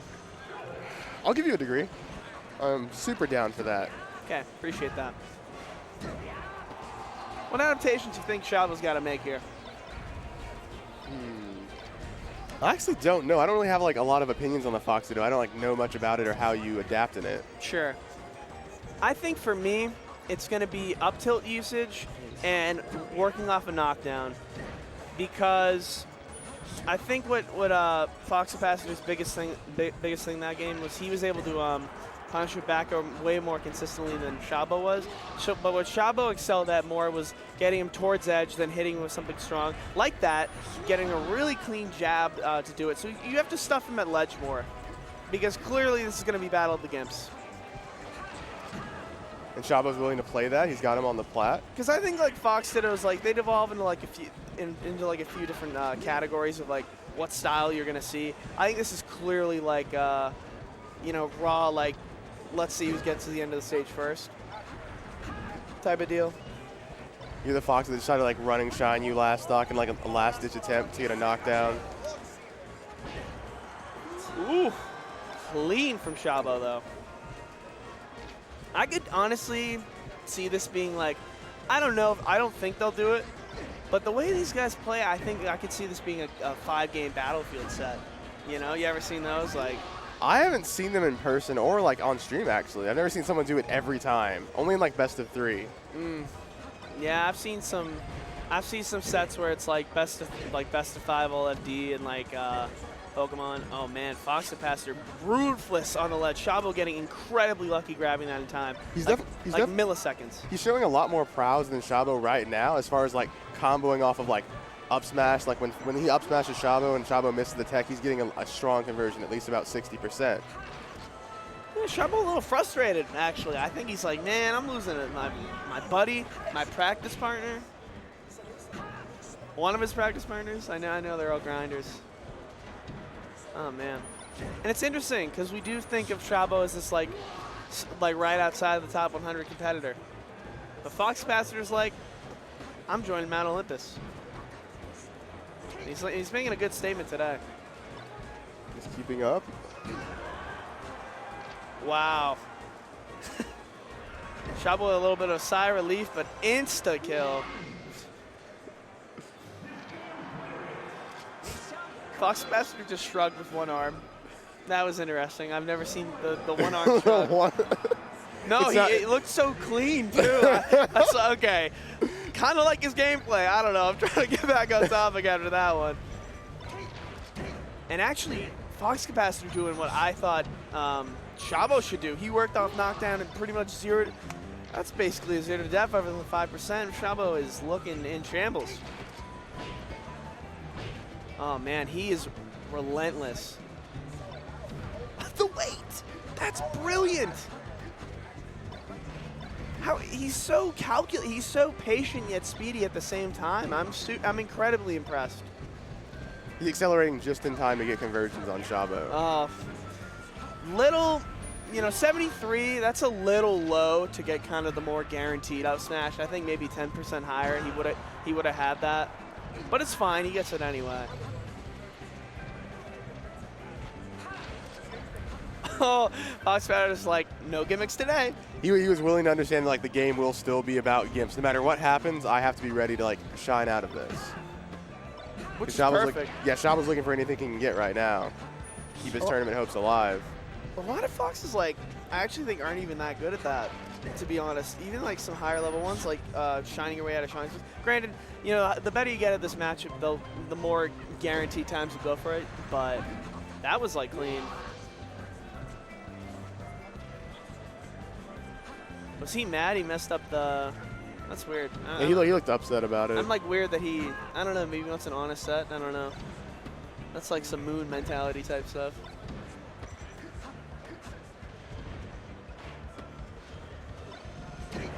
Not getting a break. Ever. I love the air dodge back at the stage. That was super good.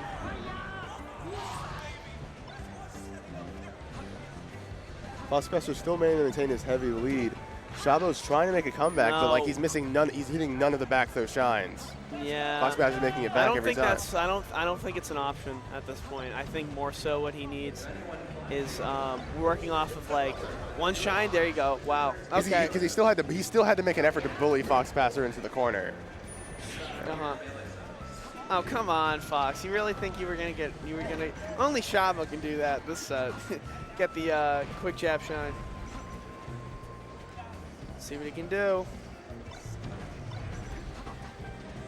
Oh, I love that. Finally, we see more of the full hop back airs. Oh, clean. Quick snag. There you go. The Trixies. Shabo looking like he has to wake himself up after that game.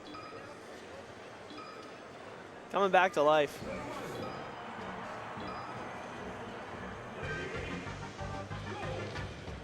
All right, and do you think Dreamland as a counter pick is going to like benefit Fox Capacitor? Oh man, this is so this is one of those ones where you kind of pick it and you're like, all right, I'm gonna really dominate with the space. It's one where it reminds me of why Marfs pick it in the Marf Ditto. It's kind of like it's like a skill showcase, but you still have the you don't have like the more skewedness of FD without having platforms, but it's still trying to show like, especially in Fox Capacitor's case, where he was like dominating the space the whole time. I mean, dominating within his space the whole time, like that he could do it on a bigger stage like Dreamland. But Shabo's just like clearly showing that he's like been around the block a little more. And this is brutal. Now he's working off knockdown. I think Shabo really, sometimes you see it like players like they need like to win a really close game to come back to life. Yeah, like they have to like clutch their game too, even after getting bodied game one, but they just have to obtain it. They have to obtain like the one like pushback, and suddenly they're just up. There's like an opportunity for them to like come back in it. I saw it earlier today with Captain Smuckers and KJH, which was a pretty close set, where Captain Smuckers like was getting waxed game one, and then he wins a really clutch game two, and then kind of took it to town. Okay, Shabo is definitely about that honest gameplay life. He does not want Fox to SD. He wants to be like, I want to get the kills. I'm the killer now. When I get Tyler to melee pool K5. Once again, Tyler, please report your action. Melee And this Fox Bastard seems to have the intent to like still try to convert off knockdowns, but because Shabo's expecting that, it's like a bit hard for him to just like move past him. Shabo's like keeping still, making sure he like holds center stage for it. Definitely. Yeah. Game 5, kind of pretty sloppy on Fox Capacitor's end. If he's a gambler, he's going FD. If he's about his He's not a gambler. He's not a gambler. If he's about his business, 9 to 5, suit and tie, he's going back to Dreamland. So I kind of would have liked to see Pokemon, but nah, I don't always get what I want, and that's fine.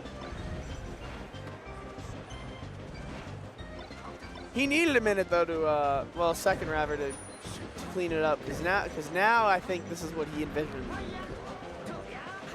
Problem is, he's actually letting Shabo back to stage way easier than he did prior to game 3. Yeah, he's like respecting ledge dash a lot, like giving him almost like past the side platform amounts of space. Yeah.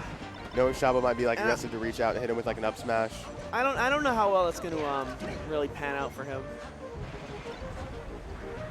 Okay, I do love that. That's a really, I see a lot of like Foxes do that where like, you know, they always say like, oh, don't roll, but that was a really smart spot where Shabo rolled back to the right edge of the stage and then was able to cover. Fox Bastard didn't actually end up dying from that, but still just the way to be this composed game 5 and do that, it's awesome to see. Especially after how shaky I thought Set was at first.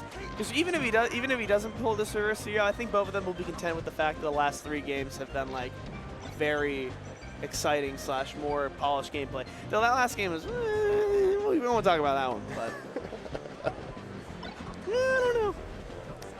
But nice, really clean. But the problem is you also tunnel vision on like, oh wow, my full hop up air worked. And then you do it again. Granted, that could have just been a tech club. I don't know. I'm not Shabo. I don't know if Fox Bastard can seal this.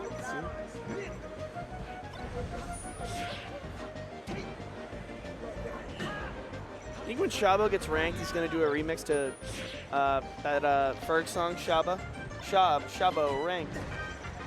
No, I don't think Shabo has the persona. I think he'd want to, but he's like, I'm gonna have to pick a different song. I'm gonna have to pick like Avenged Sevenfold, like everyone in 2006. Oh my God, yeah. Look at him. Oh man, he's definitely listening to Almost Easy on the regular. Shabo's definitely been to an Excision concert. And I mean, after game 3 and 4, this was looking almost easy for him, but now Fox Bastard and Shabo, this is a really close game 5. I say after they get like kind of sloppy, it's just like, here's my nair. Here's my nair. What Fox Bastard's gonna have to do too is if Shabo nairs on his shield, he's got to be like immediate to shine that. He actually got it there for the first time. He's got to do that like every time, pretty much.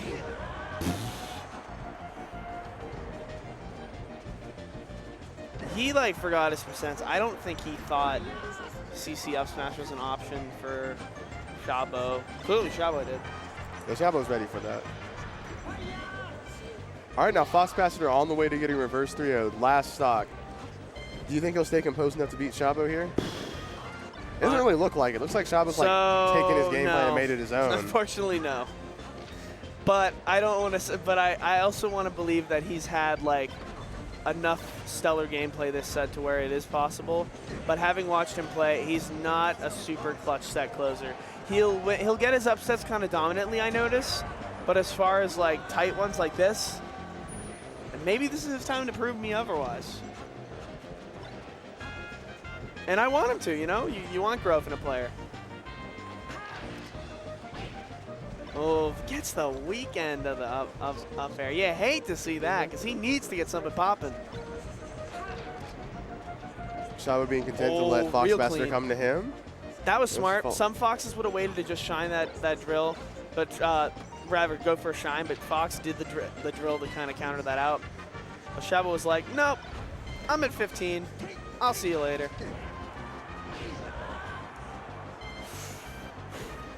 All right, one more chance for Fox Passer to do this. Dreamland blessing him a bit. Can he do it? Stuffs him up in there, and that is it. 3-2 for Shabo. And probably the most exciting set we've had in this Yeah, block. so far. That was like the only game 5, right? Oh, yeah. I mean, that was the only one past 3-0. You know, I mean, it's pretty interesting to see, like, you don't see those a lot because at Nationals they seed. You kind of seed it to avoid stuff like that ever happening. But it's really cool to see, especially, you know, they've come so far from home, you know, from the Midwest over to New England, to have like a really exciting mirror match like that. You know, only, you know, coming from like the same neck of the woods as well, but also like on the big stage. You have to be happy that like you both like succeeded far enough to like make it there and play each other. Yeah. But then you're like, I have to end this. I know. That's the tough part, you know. But I'm sure Fox Capacitor's happy for Shabo. Might not be happy about the way it went, but definitely happy. I think Shabo probably head shakes like win or lose. Sure. Oh, this one's fun. So, okay, so Squibble, we got Joy Boy versus Squibble. Squibble is formerly from New England, recently moved in June to Colorado? To Colorado, yeah. Yeah. He's formerly top 10 in New England. Look at that box. He has an OG box. He had that thing custom made. That's not even like a Smash box or a box. That's a custom box. Like that's based on Smash box. Here's some lore about Squibble. This guy used to have a box controller in a shoebox, a Sketcher shoebox, and was beating like Slox and Lint with that.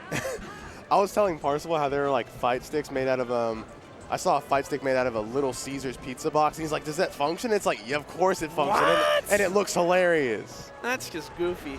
That's corny, bro. I don't know. But these two actually don't play that often. And when they did, Squibble played Puff more back then. Squibble's a Puff main, reform Puff main into Fox with the occasional Puff counter pick. He'll usually pull that against people like Sheiks. Like there's a really funny set where he like, maybe not funny for him, where he like up air rests Tien like 5 times in a row to win, to reverse the set.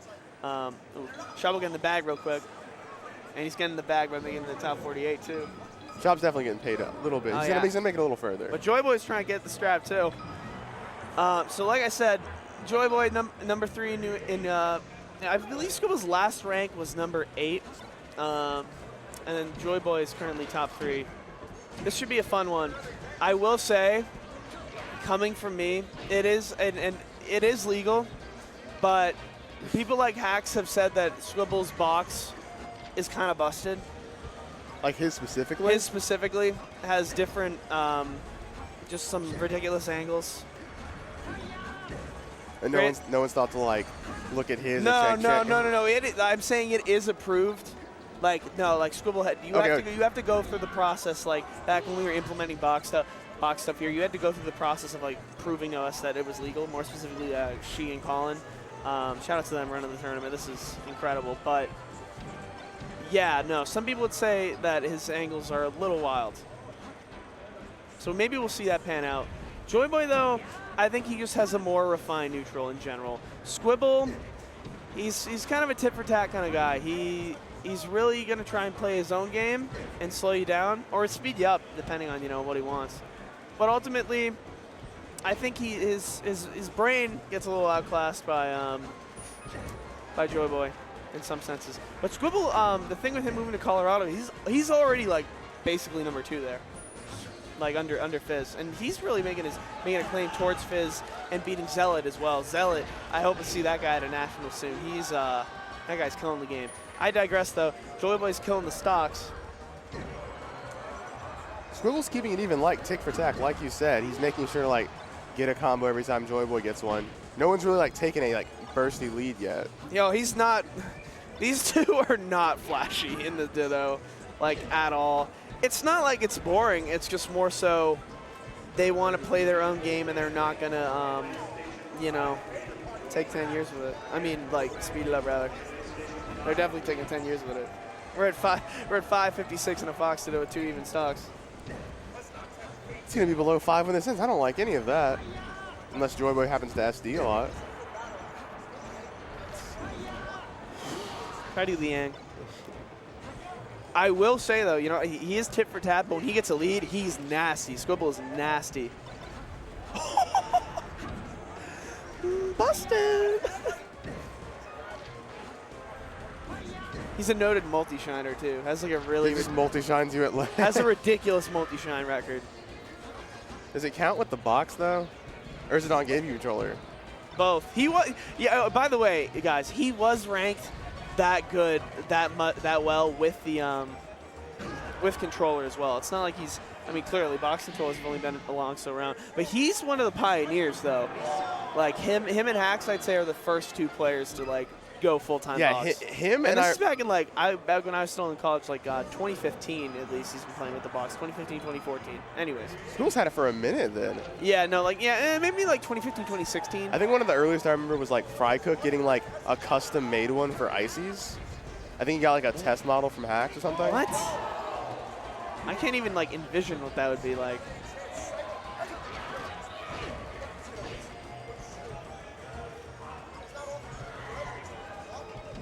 Okay.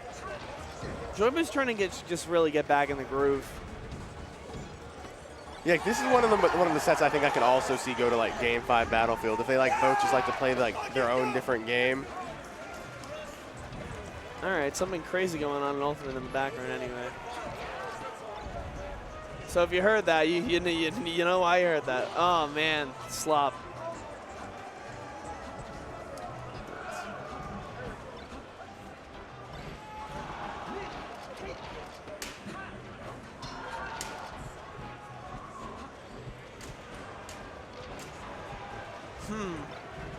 I don't know. It's okay. They were kind of just mirroring each other for a second. I'm just like,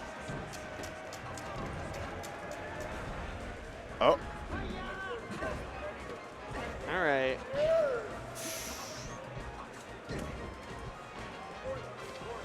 Joyboy really like taking a new lease on Squibble's life this time though. Like looking a lot better. But then Squibble is really good on the reversals too. That's I'd say his strong suit is like, okay, I might have just got bodied. Let me act off that. Or he gets one, or he somehow gets one opening. Yeah, he's done pretty successful, like not taking like huge % off any like shy knockdowns. He's always playing very careful, like spacing his jabs against Joyboy, making sure he can't get a bit too close as Joyboy dashes back and forth, trying to get in for him.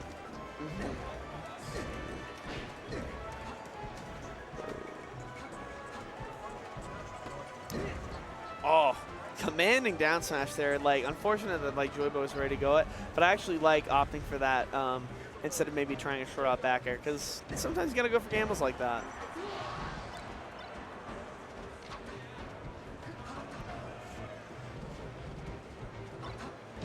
Ooh, completely punished the whiff shine. Joyboy is like really kind of just taking it in. Taking him to town. To the club.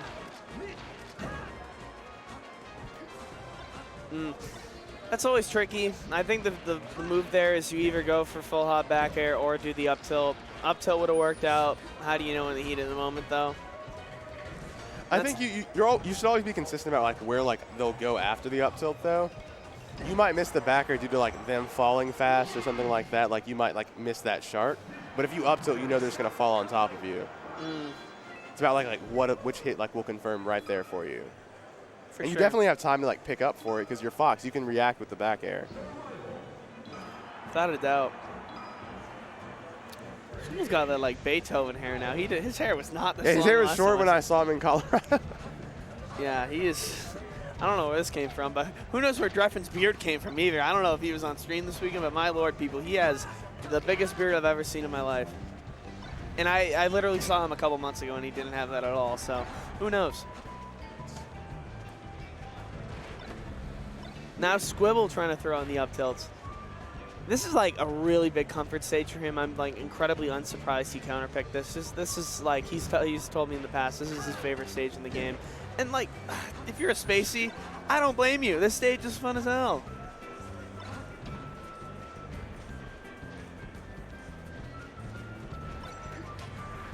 But if you're Squibble though, like, you got to think, okay, I really should be trying to get more of a commanding lead rather than play this tit for tat game, because clearly, like as last game showed, Joyboy has more strength in the matchup overall. I think it's just going to come down to how clean Squibble's punishes are. Yeah, Squibble, though, it's his favorite stage, but he doesn't seem to be taking like a commanding lead over the center or like commanding any of the space on the stage. Joy Boy always seems to have that because the only stock he got was like off a reversal on this. So I'm trying to see how he'll like push Joy Boy into the corner, like out of his space.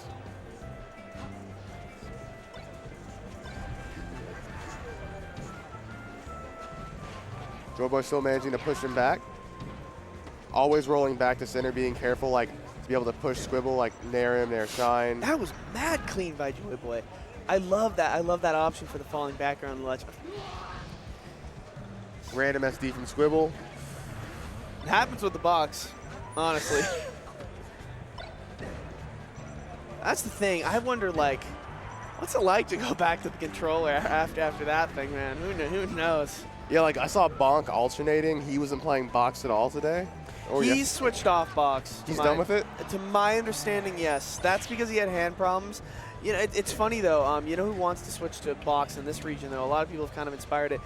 Get a War Machine 420. What? Yeah, he's trying to switch to box.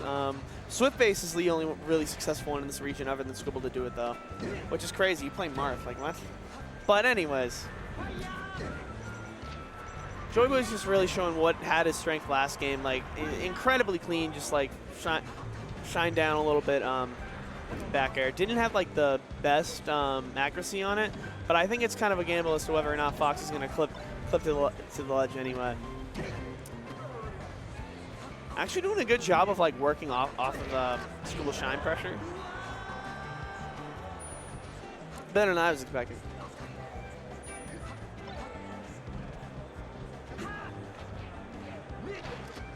Rolls back in, still rolling towards center stage.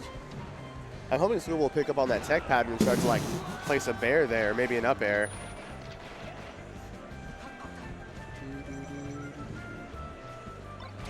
Squibble looking like a target test, killing those Shy Guys. Free Shy Guys. What'd they ever do to you? I told you it was about that. Scary spot if you're Joy Boy right now. Going high to make sure Squibble can't play any games with him near the ledge, smelling blood. Squibble's gonna play games. They go for the same angle. Yeah, that's actually funny. I didn't even notice that until you said it. That's wild. Oh, wow. And that goes back to the second game where I was talking about how he went for that down smash instead of the instead of like maybe a short out back air or an up smash. And it literally just won him the game. It's kind of one of those things where it's like you do it in scenarios where some others might not, just in case it works. What do you think of that? I think it's good enough to like put there for the spacing. Like you should always just like, okay, so if he's coming near you, just like think about it like, if I put a nair here, will that push him back? Will I trade badly? But Joy Boy had Squibble had a lot of options right there as far as ledge. Like down smash was perfect because Joy Boy's coming up and like the hitbox of down smash will collide with him. Like there's no way Joy Boy will sweet spot that angle because he was coming from too low. And like I said, you know, this is another top 48 qualifier. Joy Boy has a lot of proof. Squibble's got to show that this is the 64th seed of the tournament versus Squibble's only here to rep his brand new state of Colorado. Yeah. As the only representative here. Well, he loves New England too. You know, I'm sure that's why he came back as well. You know what it also means though? It means he lost to Pisces. It means he lost to Pisces. Yeah, I believe so. Absolutely. Actually, no. He lost to Leffen. Okay, I digress. No, he lost to Leffen. I was gonna say that'd be like the way he's looking like this. I don't think he lost to Pisces, but we'll see the brackets later on. What matters is that he's actually like pretty close to taking out a heavy hitter in New England. You know, he's like, I'm back. Yeah, Joy will be out of the tournament if he loses. I forgot about that. It's high stakes, as is pretty much every set in Top 128. That's why I love the best of 5 dynamic, especially in losers bracket. It's like, you know, if you lose, it's on you. Yeah, you get to immediately go to your best stage. Like, you get to keep, like, going back and forth, like, swaying the momentum just, like, due to your own stage picks. Yeah. It's very different in best of 3 when, like, you're not allowed to go to your best stage. You have to, like, just, like, think about it weirdly. Like, what's my second best option? Not as much of, like, a hassle if you're playing Fox, of course. Yeah, I don't want to hear anyone saying in a best of 5 unless they're playing Ice Climbers that they got gimmicks, because truthfully, if you got gimmicked, well, you just lost. I mean, like, you can't really say you got gimmicked in a best of 5. You had all your options available.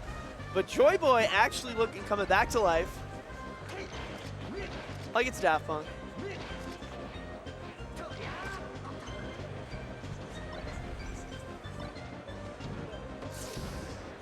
Iffy roll, oh my god. I hate when Fox's dash attack execution test, because it just looks so stupid. He's going, like, extending the, like, hitbox out. Yeah, but hey, do what you gotta do to win. You know, at the end of the day.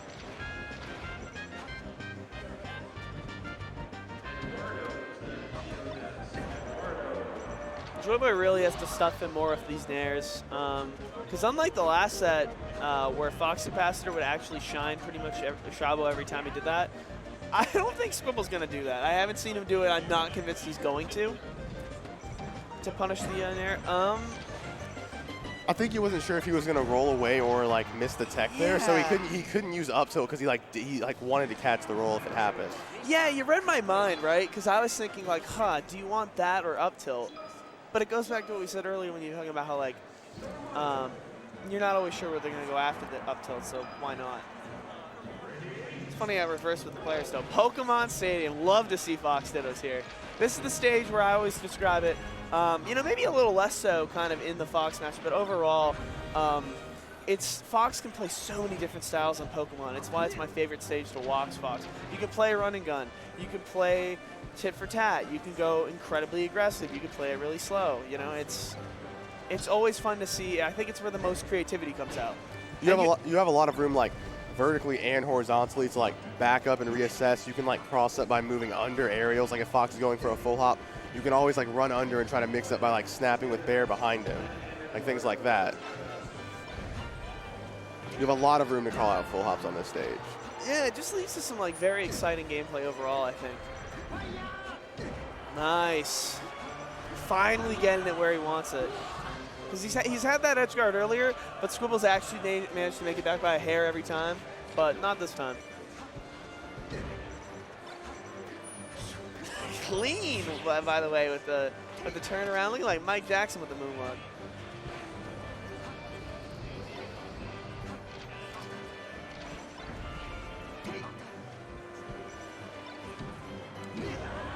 Joyboy is definitely playing a bit of a running gun there. Like, he'll, like, dash back a few times, laser a couple times, and then, like, immediately after the laser hit on landing, he'll try to, like, stuff Squibble, knowing Squibble will, like, immediately, like, take that bait. Yeah, you know, I love you said that, because that's kind of like the thing of it. It's not that it gives you the option. It's not that you can do that for the whole game. You can switch between those multiple styles at a whim. So, like, it leads to some really good adaptation. I think some of the best Fox Dittos period have happened here. A little slow there from Joyboy. Actually, very slow there from Joyboy. I was expecting up tilt there. That's the time you really do it. But hey, he's up there for a reason, right? I'm on here.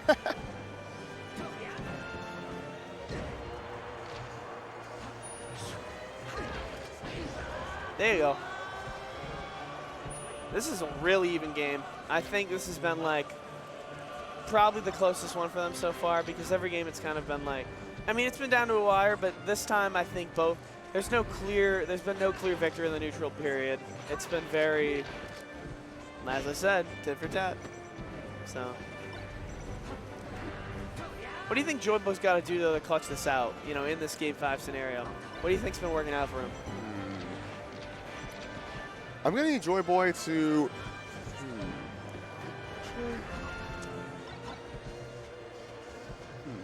I think he's going to have to wrestle Squibble to ledge a bit more. Okay. Because you can run and gun, but the stage is, like, transforming. So it's going to, like, Squibble's going to add a lot of chaos to it, like we're on fire stage.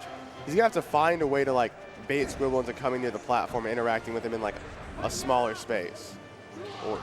Oh, he took an insane gamble there. Why? Oh my God! Why would you ever do that? Did you really? Oh man! Come on, New England's good to just sit still. And this close and just get the. Okay, I'm over it. I'm worried. I think Squibble's playstyle is super good on fire stage.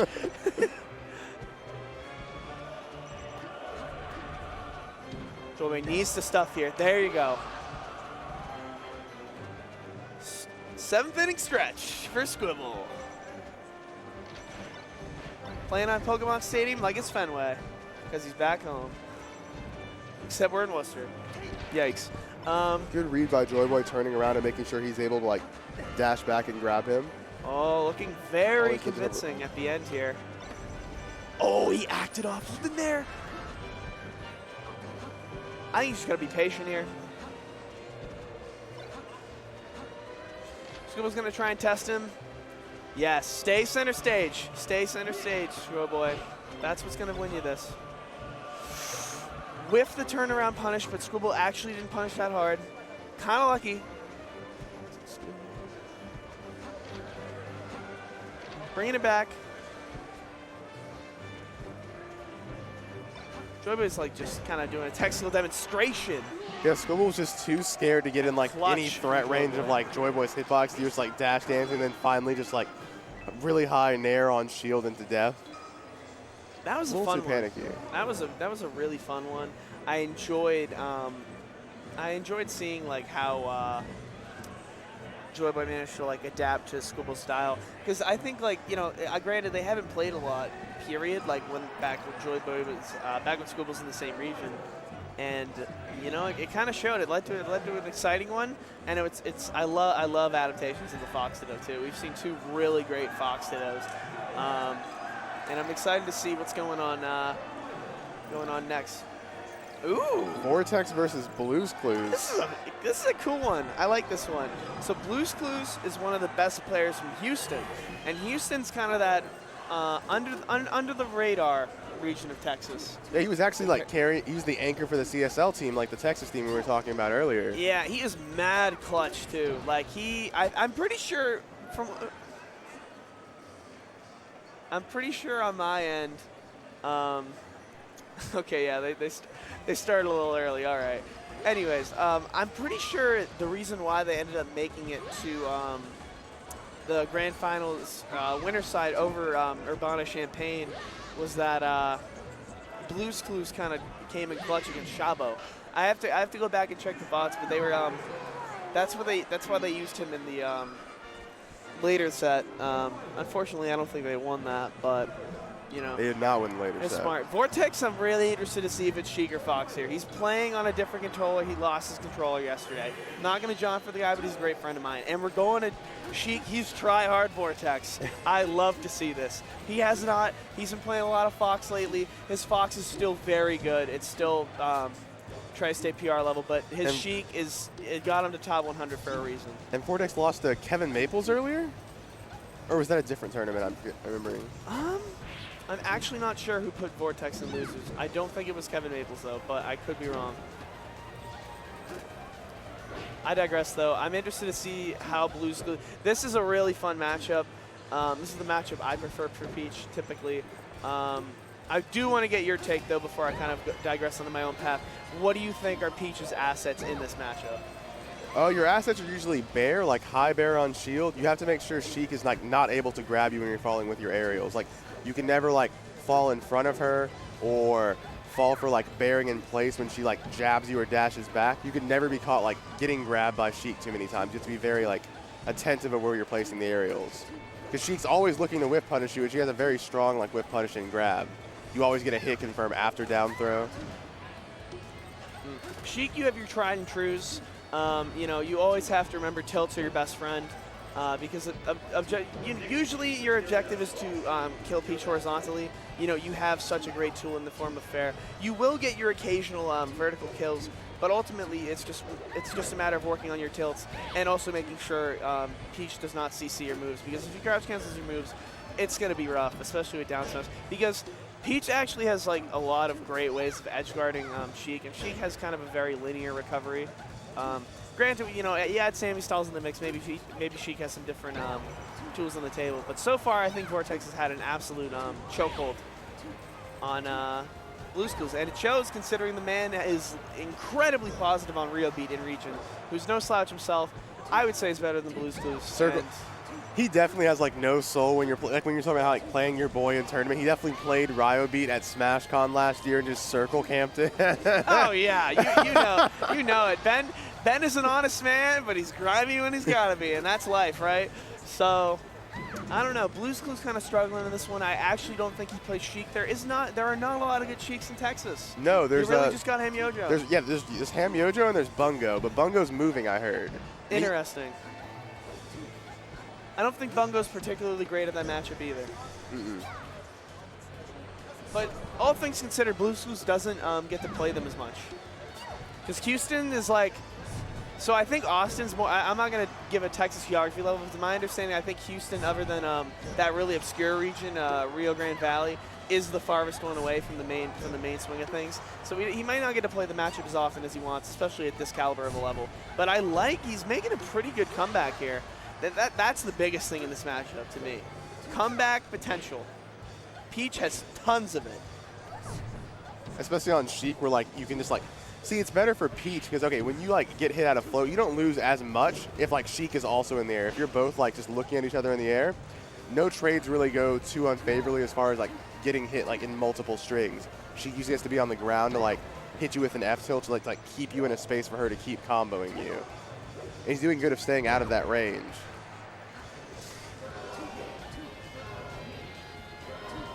Vortex slowing it down though, you need to. Your best friend is back air in a lot of spots. Right there was a crucial one. I think what's really good is you can stuff her if she's trying to throw turnips, but you can also say you're getting punished pretty hard, turn around real quick, get a back air, and then it's really one of your keys to success. Tourney winners, but actually at that weird percent where, assuming he goes at the right angle off the tourney winner, he's gonna be all right. And he's making it work. Weak back air, love that from Vortex. Hate that if you're Blue Schools. Good DI though. This is it? But not making it. That always looks so weird to me, like when you look at the graphics of it, like the parasol literally hits the ledge. Like you'd think you'd get stuck on there, and it's like a movie scene where you're like hanging on, like help me. But no, Nintendo's like no movie, no dramatics in our game. Now I definitely see some Sheiks that like to start FD against Peach, but I don't think Vortex is one of those. He like prides himself on being able to move around the platform. Sure. So I thought Blue Schools would go to Dreamland here, but I think he's also wary about how like Vortex would play like with that top flat as well. Yeah, good luck. I think this is a great pick for Blue Schools, mostly in the sense that you eliminate the platforms, yes, but you also can work off your own punish game pretty good. I haven't seen it a ton, but I'd love to see some float cancel up air juggling. I think that's huge on FD.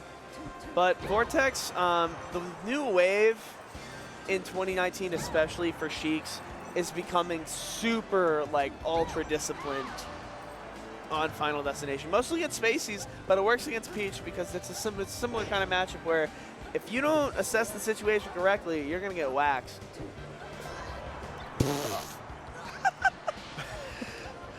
Do you get happy when you see people with stitches? I think that one was pretty funny. He managed to catch him like out of like the last frames of his double jump because he was like still turning and then turned around and threw it at him. And Dude, Ben's a legend.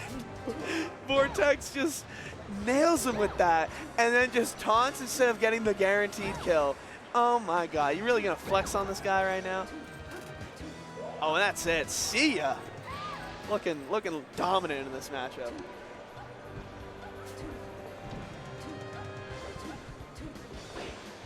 If you're behind, we talked about it a little bit, right, Wills? But if you're behind in like making comeback against Sheik, what's the quickest way to get it popping? I think you see Blue Schools doing it. Like there's a lot of Hail Mary options as far as like when Sheik's jumping, like the jump fair, like he was going for, like right here. That's always good because you want to like, carry Sheik very fast to the ledge. Like that's how you make your comeback, getting her like to an edge guardable position as like fast as possible. And it's harder to do that with like dash attack because you have to be very disciplined about how you like use that hitbox as far as against Sheik. Sure. Here's, you know, I almost wonder knowing Vortex if that was a flub or if he was trying to do some shenanigans. Yeah, pull the ko, as they will, the Coronori. So the double-edged sword of FD is, I think if Sheik does manage to get a lead here, he's running that to the bank. Like, you can just like get so many good tilt combos off on here. Yeah, it's very easy to like walk Peach down once you have a lead because you can just like, it's fine to keep giving her space. You're faster than her, so once Peach like, you make her float or jump in the corner, you just run over her. Or run under her, I mean. Did you notice that the last air dodge, is that an all right option to make it back if you're getting pressured on the side? Or like, do you think that was just a flub? I think it's an okay option. You don't really have many options once you're getting like that low. You have to like just like gamble with where you want to use the air dodge. But he was at high percent, so like I feel like no matter what, like it was going to lead to him like losing the last interaction. Like that air dodge might have like saved him from that, but he was not in a position to like get away from Vortex after the air dodge. Okay. Oh, Meteorade. The KK. Because Kirby Kaze totally invented using Sheik up smash. No one else. No one else. Oh, you gotta, oh, that's so scary if you're Peach, like the fact that she can just kind of decide if she has a full stack, hey, I'm just gonna jump over you and you can do nothing about this and you're gonna take like 15% at least free. Yeah, like she's very easy to avoid as long as you're not like trying to hit her while you jump. If you want to go over or under Peach, you can do those things like very easily. Yeah, that trade was real interesting.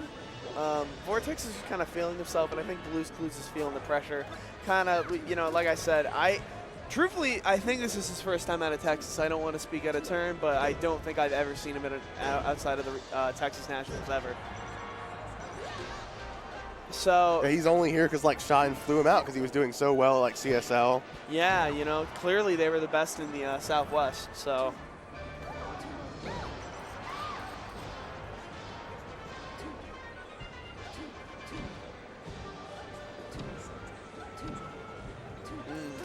Like Nair, that's another thing in the 2019 cookbook for Sheik. Nair out of shield and just like spamming Nair, like it's just so good. It accomplishes so many different things. And in this matchup especially, it's huge because having a move where you can't really get punished for it too hard unless you like you know, short hop it and like onto shield, where you get like guaranteed damage, because guaranteed damage is huge against Peach. Huge. Any matchup really, but especially in one where like combos you can get where Peach won't nair you out of shield, like the combos where you can't get sent off stage. Yeah.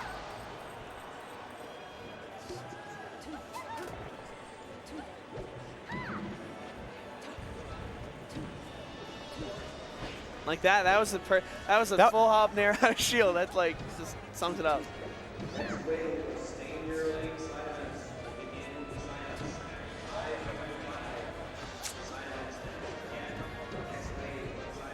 Honestly, kind of forgot this was game 3. Yeah, he's getting bodied. I'm kind of just focused. I'm kind of just in awe of how badly he's getting worked. We forgot we had game 5s. Yeah, right? We had some tight ones. And this is back to the start of the trend of the block. Yeah, like still, like you have to be in the air to like make the, he gets it. That was nice. You call them Hail Mary options? That's a Hail Mary if I've ever seen. He's at 110. Yeah, he's like, I still just have to catch him out of his jump. I still have to get that. Ooh, all right, quick one. Yeah, you can tell he's like, oh man. Oh, I missed. Sucks for him, but hey, really fun one for Vortex. Glad he's making it through even without the, even with the controller mishap of him losing it. But hey, it's been a fun block overall, I think, and that one was no exception to it. Do we have another Fox Ditto slated for this? Okay.